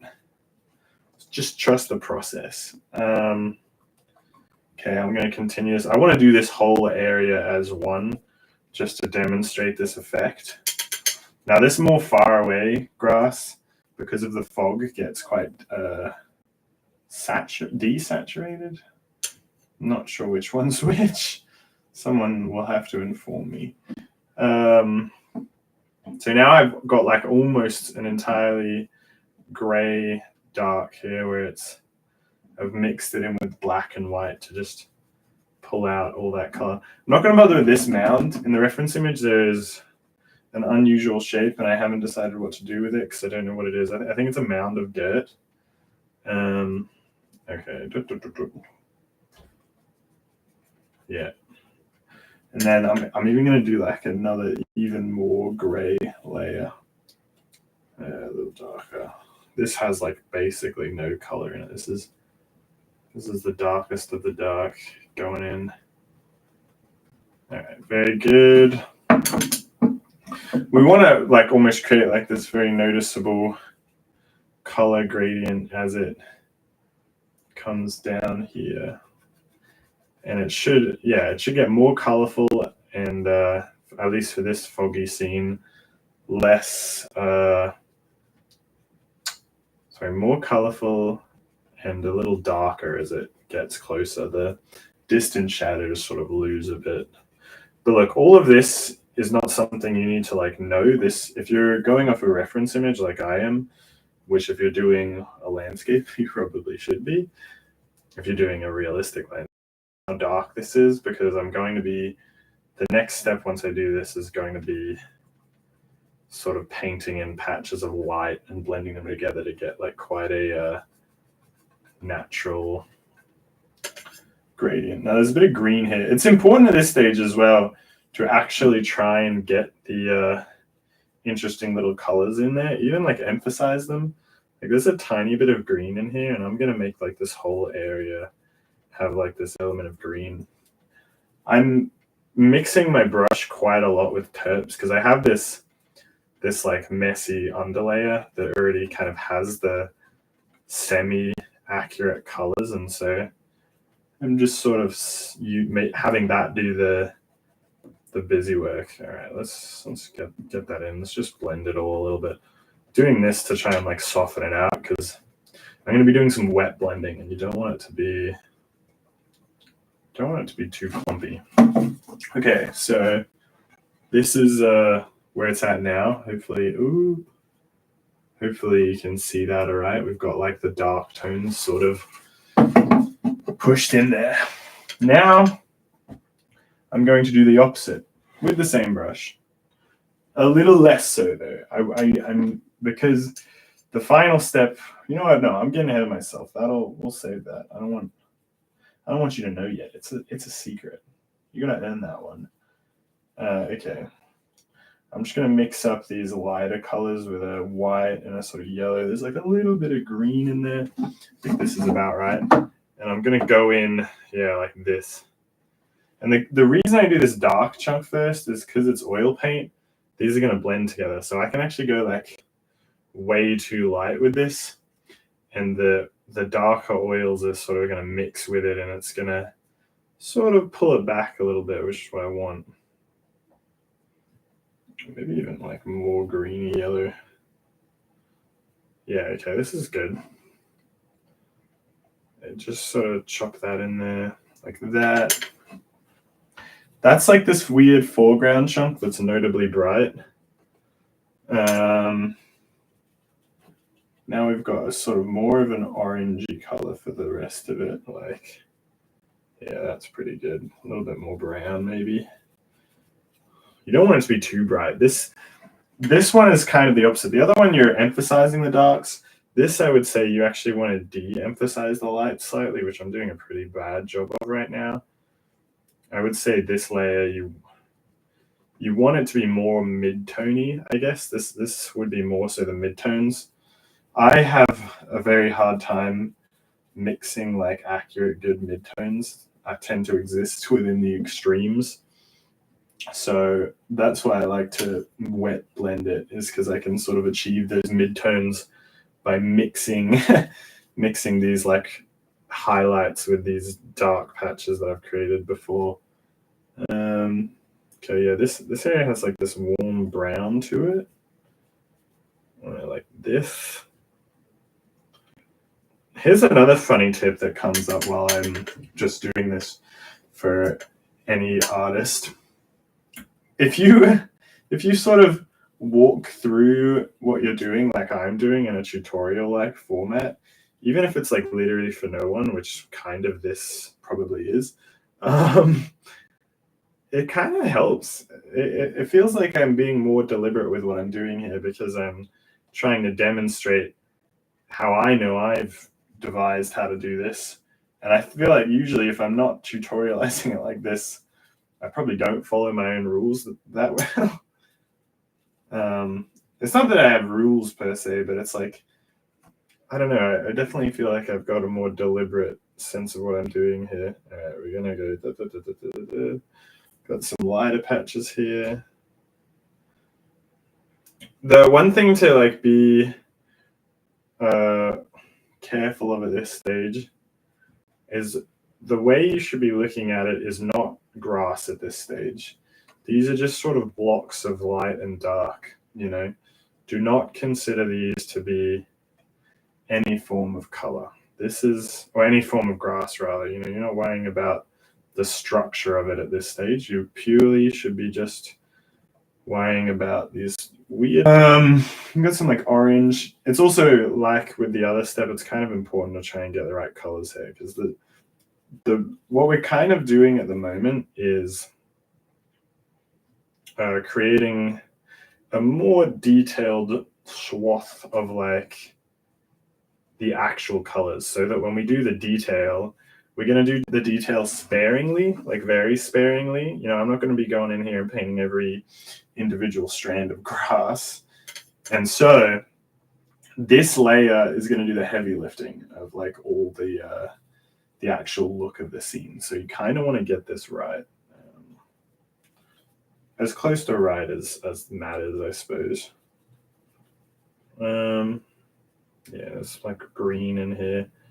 Try to make sure I like get all these different like varieties of color and stuff. And let's do that and that.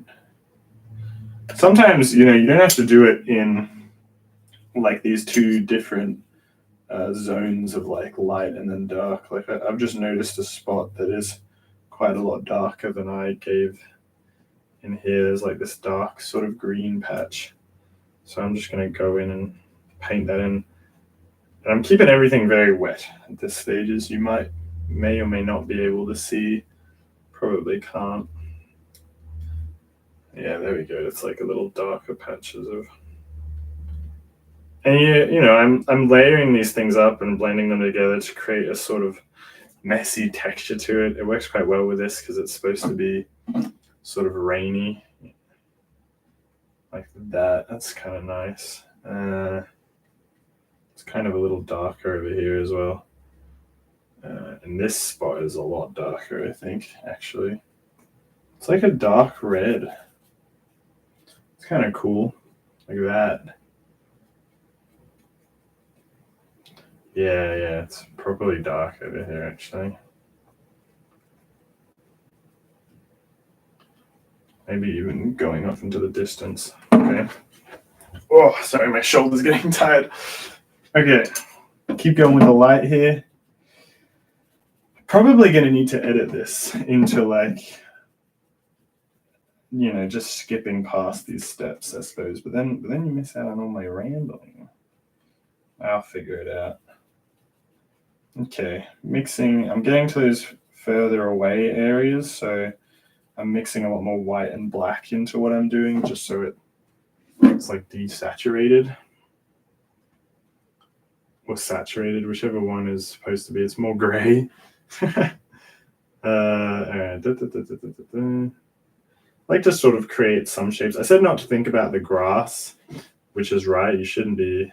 This brush is kind of a little bristly, so it does kind of create like slightly grassy forms. So it's good to use like a dry brush like that, I suppose, for this. Yeah, I should have mentioned it first. You should probably be using a little bit of a textury brush, I reckon, like a brush that's got some loose bristles or something.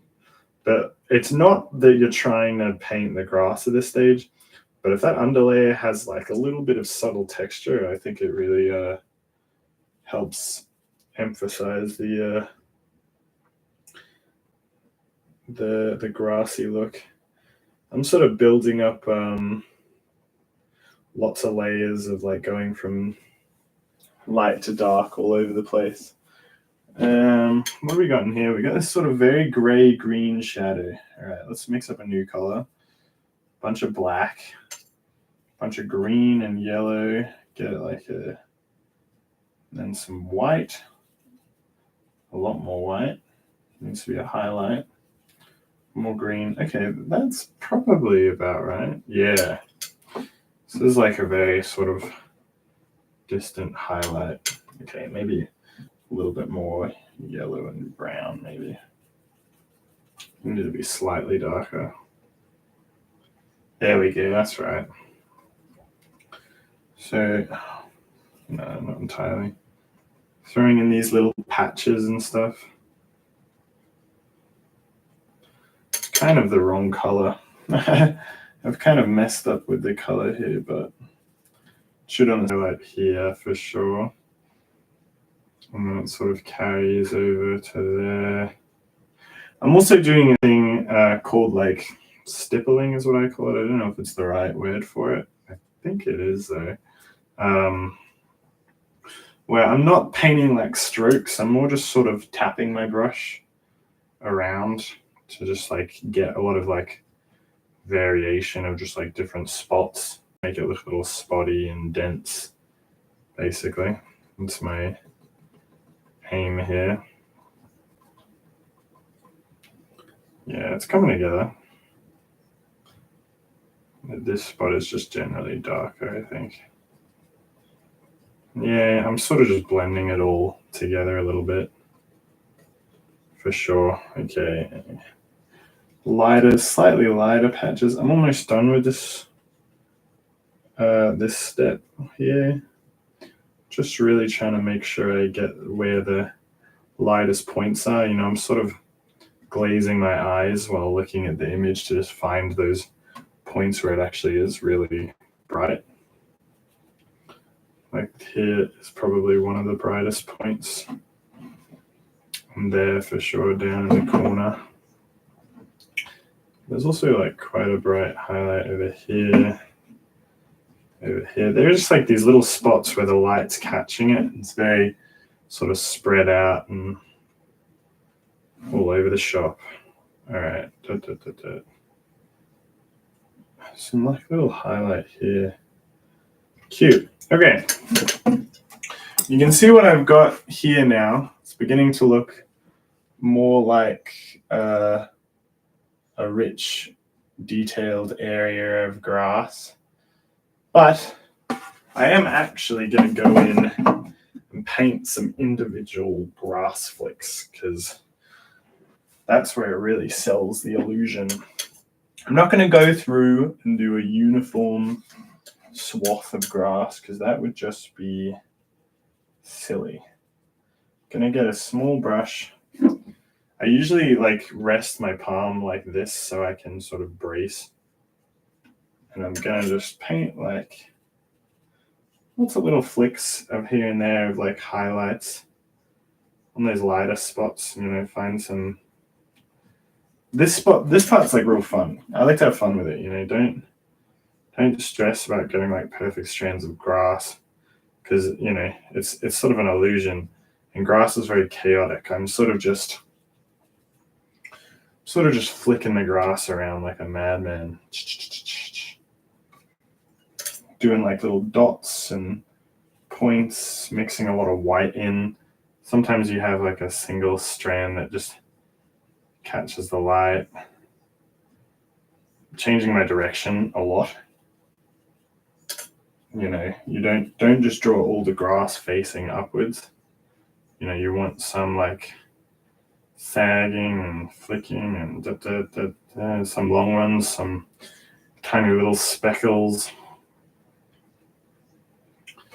And, you don't want to paint over the whole thing. You're picking some points of detail to really. That's too light. Sometimes you go too light with it, but you can just fix that up with a little. Yeah. Yeah, that's good. I like that.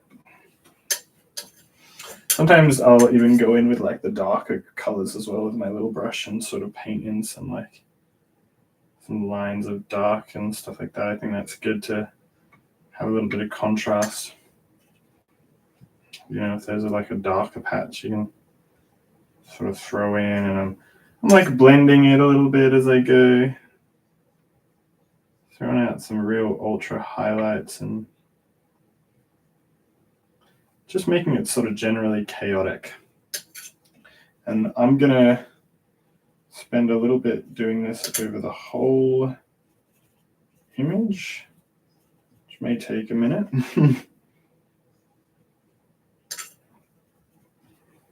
But I'm going to keep the details sparse, not, like I said before, I'm not trying to flood grass everywhere.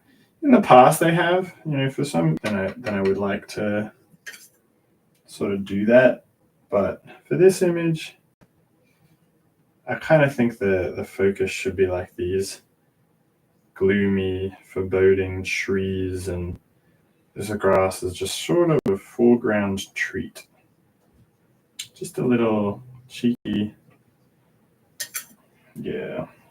Now this is not super tall grass, by the way. This is sort of like short grass, I guess is what I might call it. So I don't have to do like these distant ones.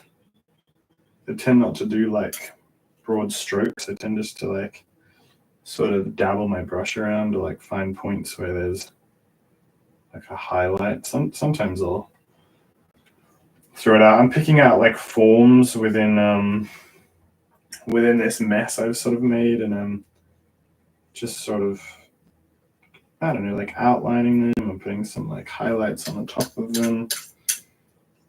Just playing around. I would really recommend having a bit of fun with this stage. It's gonna add to the dynamic look of your painting if it's sort of like playfully done a little bit. You're not.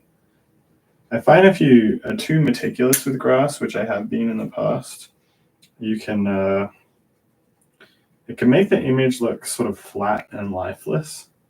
I think you can sort of.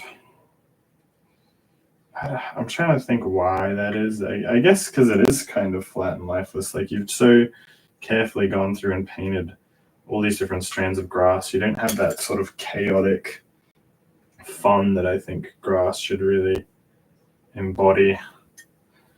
Just like an explosion of little flicks, and it's not always right. And they don't look on like careful examination. They probably don't look like super accurate to like grass necessarily, but I guess that's not the point for me. Is I don't want it to look like a perfect representation of grass. I want it to sort of be and I guess this is what I talked about previously with there being definitely like an aspect of meaning in a landscape like this. It's not just representational.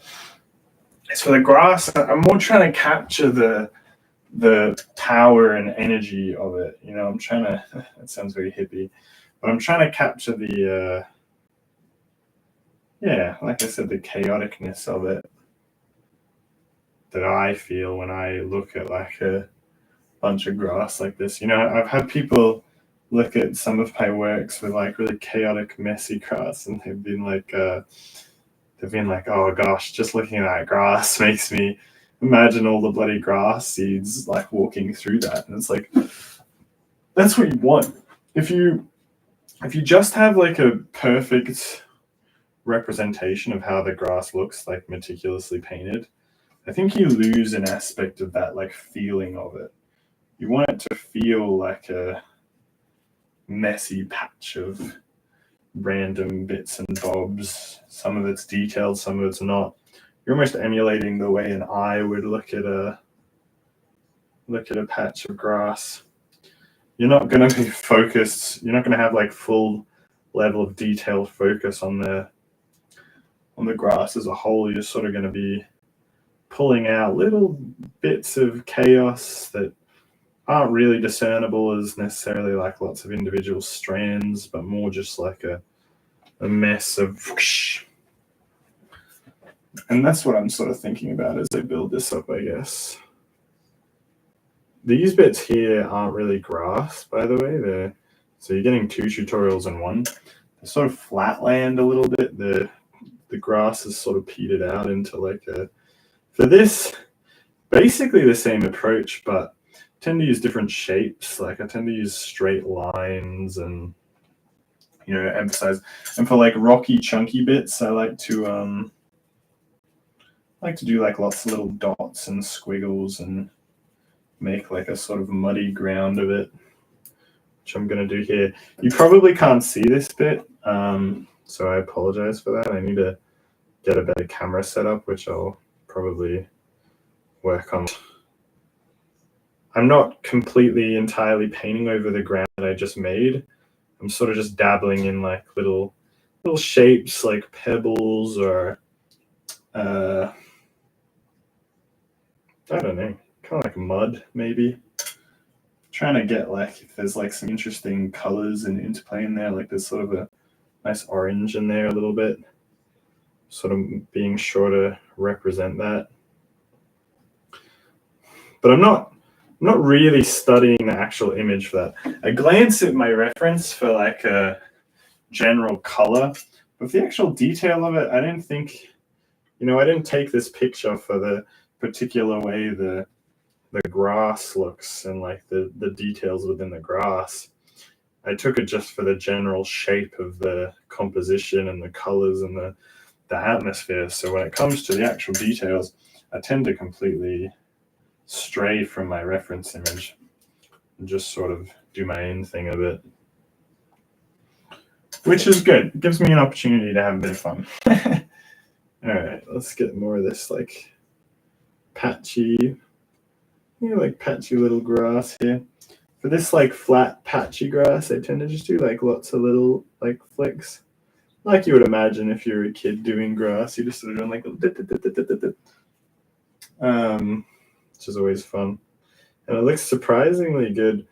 And to me, it's kind of all in the previous step. Like this one, I could be putting these little strokes anywhere, and I think it would work as long as it like the things are more or less in the right space. Because I'm not doing like this really fine elite detail like freaking Van Eyck like mega detailed thing. You know, I'm sort of just doing like texture and patterns. I'm sort of just touching my brush in areas with notable highlights just to like try and give a little bit of texture to the thing that I did before, like the previous step.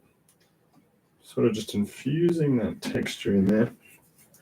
You can see how it's coming along. We'll get a little progress shot so you can see. How's that? I'm trying to see whether you can see. Yeah, you can sort of see the texture coming in. I got a lot more work. I've sort of just been doing like this area. I'll keep at it.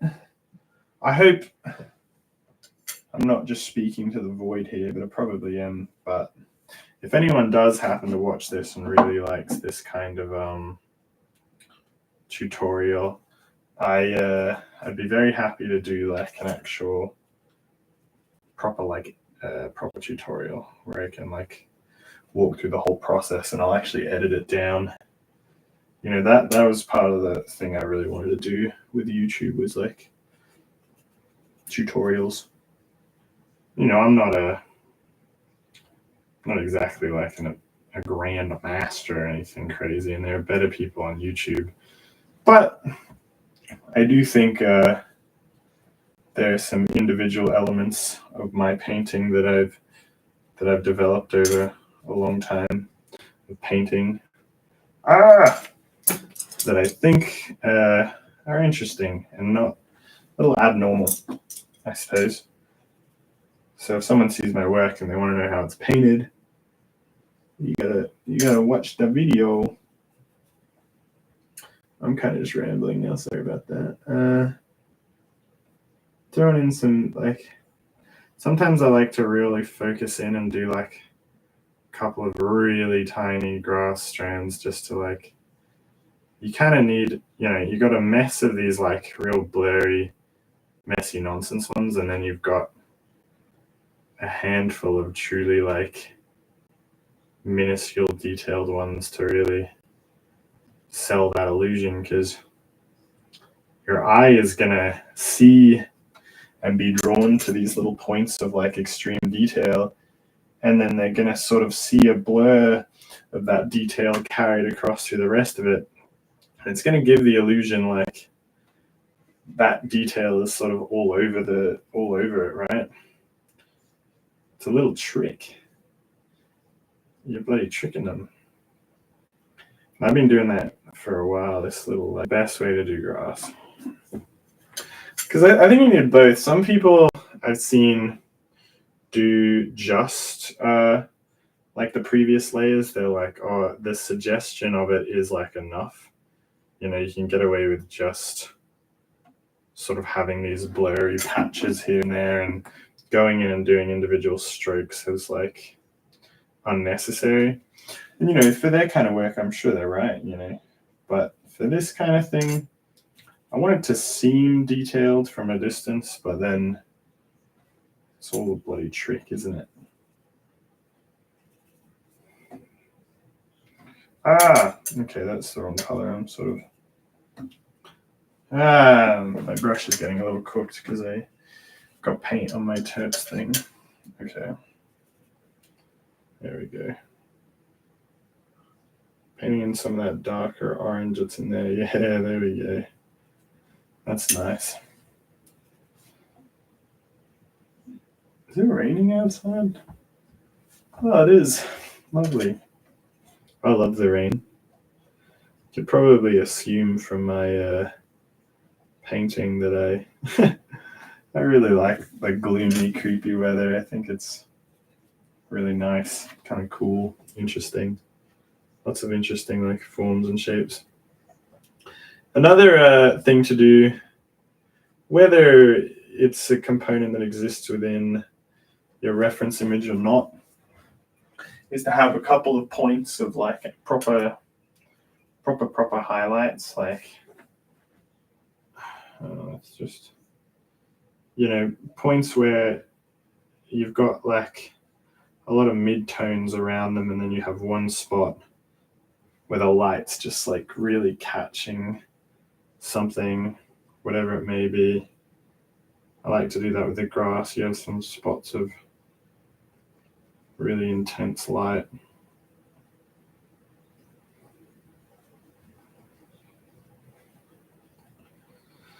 As you do this, you kind of want to like slowly try and build up naturally through the tones, but like that's a little hard. That sort of just like comes as like a muscle memory thing of like I don't deliberately think about it, but it's definitely something I do, where you're naturally building up from like mid-tones to highlights in these different forms.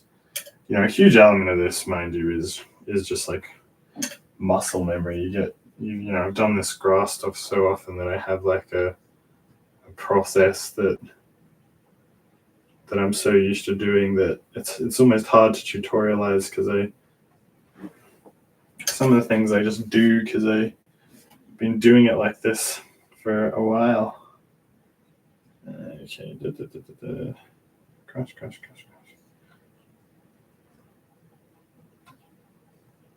All right, there we go. It's coming along. We got a little patch of light here. We got this like gray light this very gray grass, which I find quite interesting. It's almost like bluey. So I'm going to try and mix like a really slight bit of color. Like we can't have it just be gray, but is this going to be too, it is going to be too much. Surely that's better. Okay, yeah, there we go.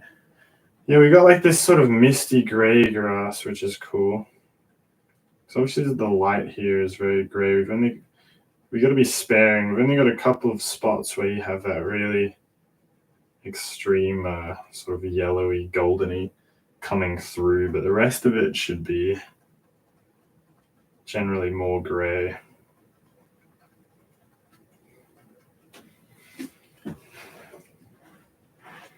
Oh, I'm liking it. It's coming along.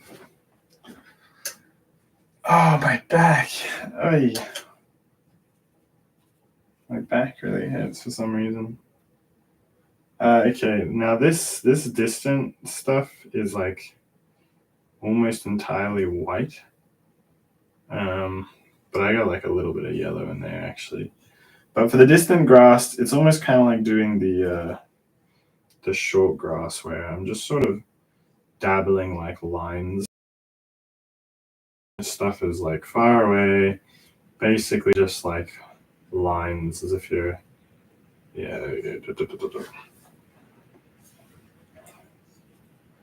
It's a good way to like really show depth is to have your grass sort of transition from like noticeable flicks of grass going upward to just lines and sort of rows of clumps of grass where you've got shadow and then like a line of highlight above it.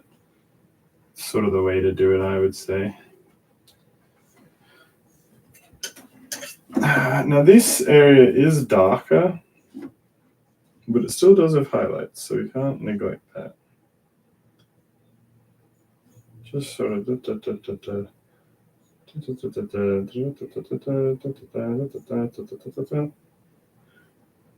all right, yeah, there we go. Now all of these strokes, mind you, I have been painting very like terpsed down. You know, that is sort of my whole thing. My raison d'etre, my main strategy. I tend to mix a lot of terps with my oils because I like to get a sort of built up layered, sort of slightly misty, slightly unresolved look. Okay, that's kind of interesting. I think I need to go in and add some like darker spots. And got some like red, too much red. This part, you know, as far as you take, it's kind of up to you. Like this is basically as far as I would say this tutorial needs to go. You know, you've basically just got like that 3-step process that I've talked about. I like to, you know, once you're at this stage, you could leave it. I'm sort of just going in and adding some darker patches just because I like trying to emphasize the contrast a little bit. I don't want to lose that sort of intense look to the painting, so I need those like real darker tones, even though they're not really there at all in the reference, but I'm doing it because I think they look cooler this way to have like these real dark spots.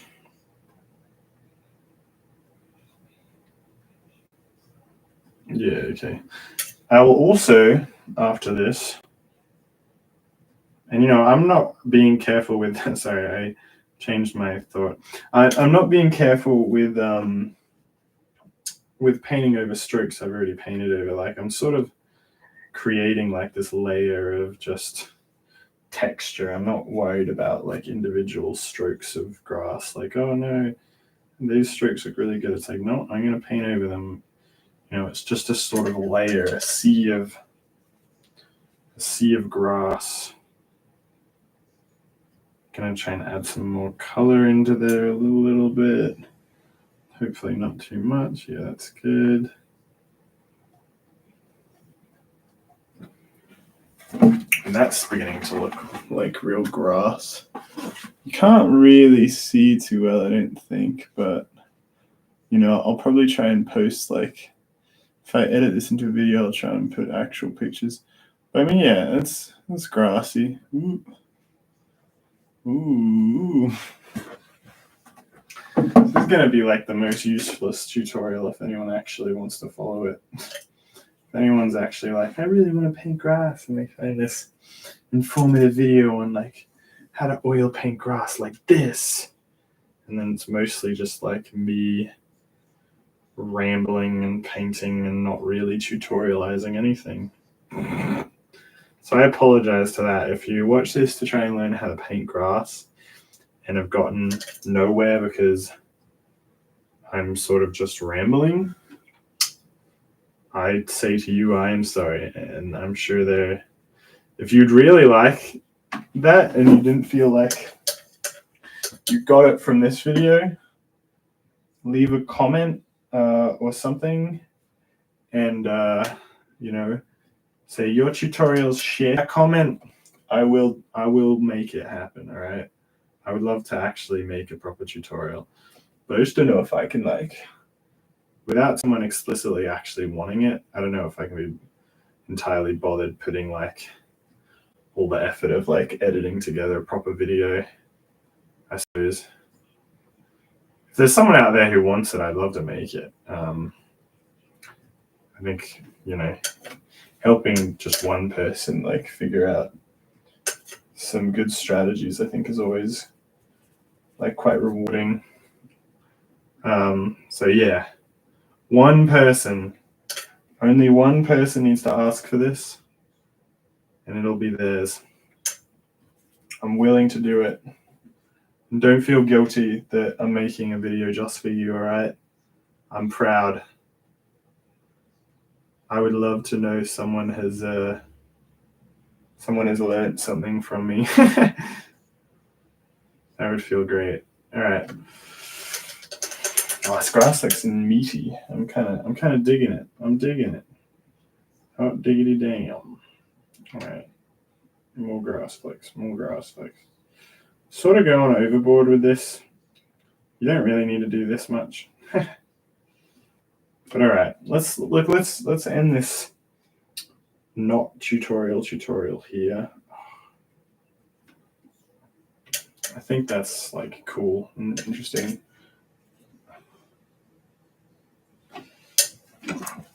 All right, that's my how to paint grass tutorial. I'm sorry for it being super useless.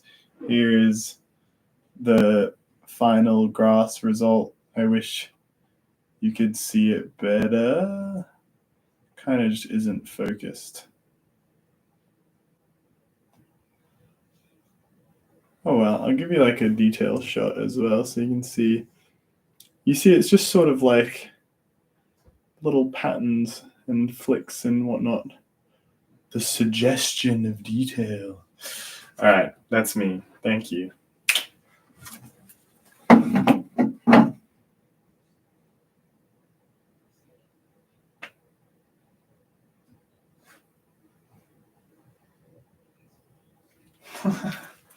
All right. Back to the stream. Hopefully I can actually figure out how to like strip back that part of the stream into like its own video or whatever. I don't really know at this stage how I'm going to do that, but we'll figure it out. Okay, this road has like a cool green to it. How interesting is that? A green road?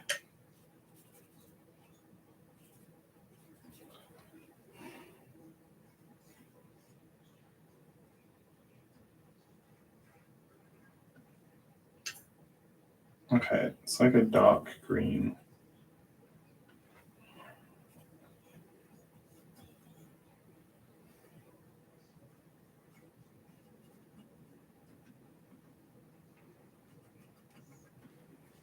for anyone watching this, it's not a tutorial part, but I am basically, for this like ash vaulty part, I'm pretty much doing the exact same thing I just did. I'm just sort of gonna like paint these dark zones. Gonna try and like blend them in, and then I'm gonna go in with a small light brush, and I'm just gonna like sort of dab around a little bit.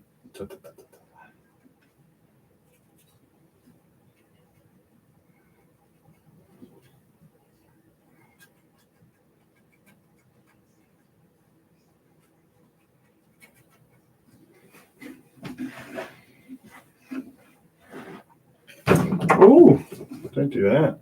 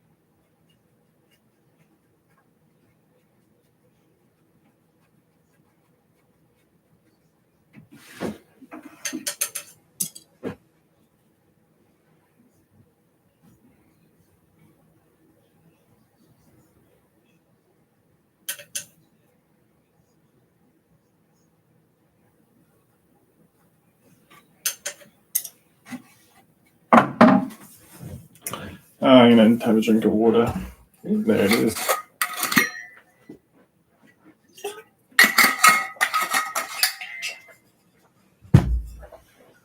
That's my earphones. Oh.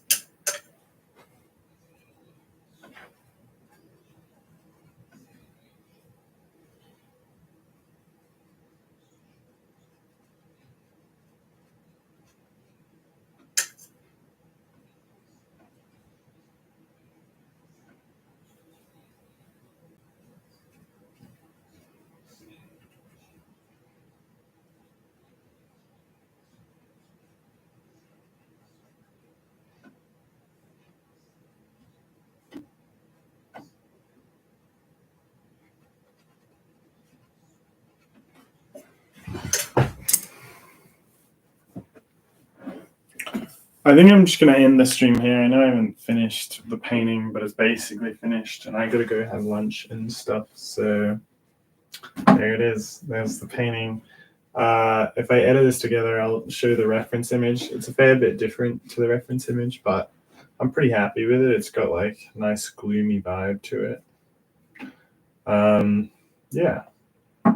I'll probably be putting out like a video or two, the art rant, and maybe like the tutorial. I wanna sort of do streams and then just have parts of the streams where I have like more of a focused topic, and then I can just like cut that into a video. I think that's the best approach that I've seen. So hopefully I'll get that going and not forget about it.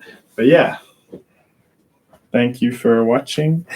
Goodbye.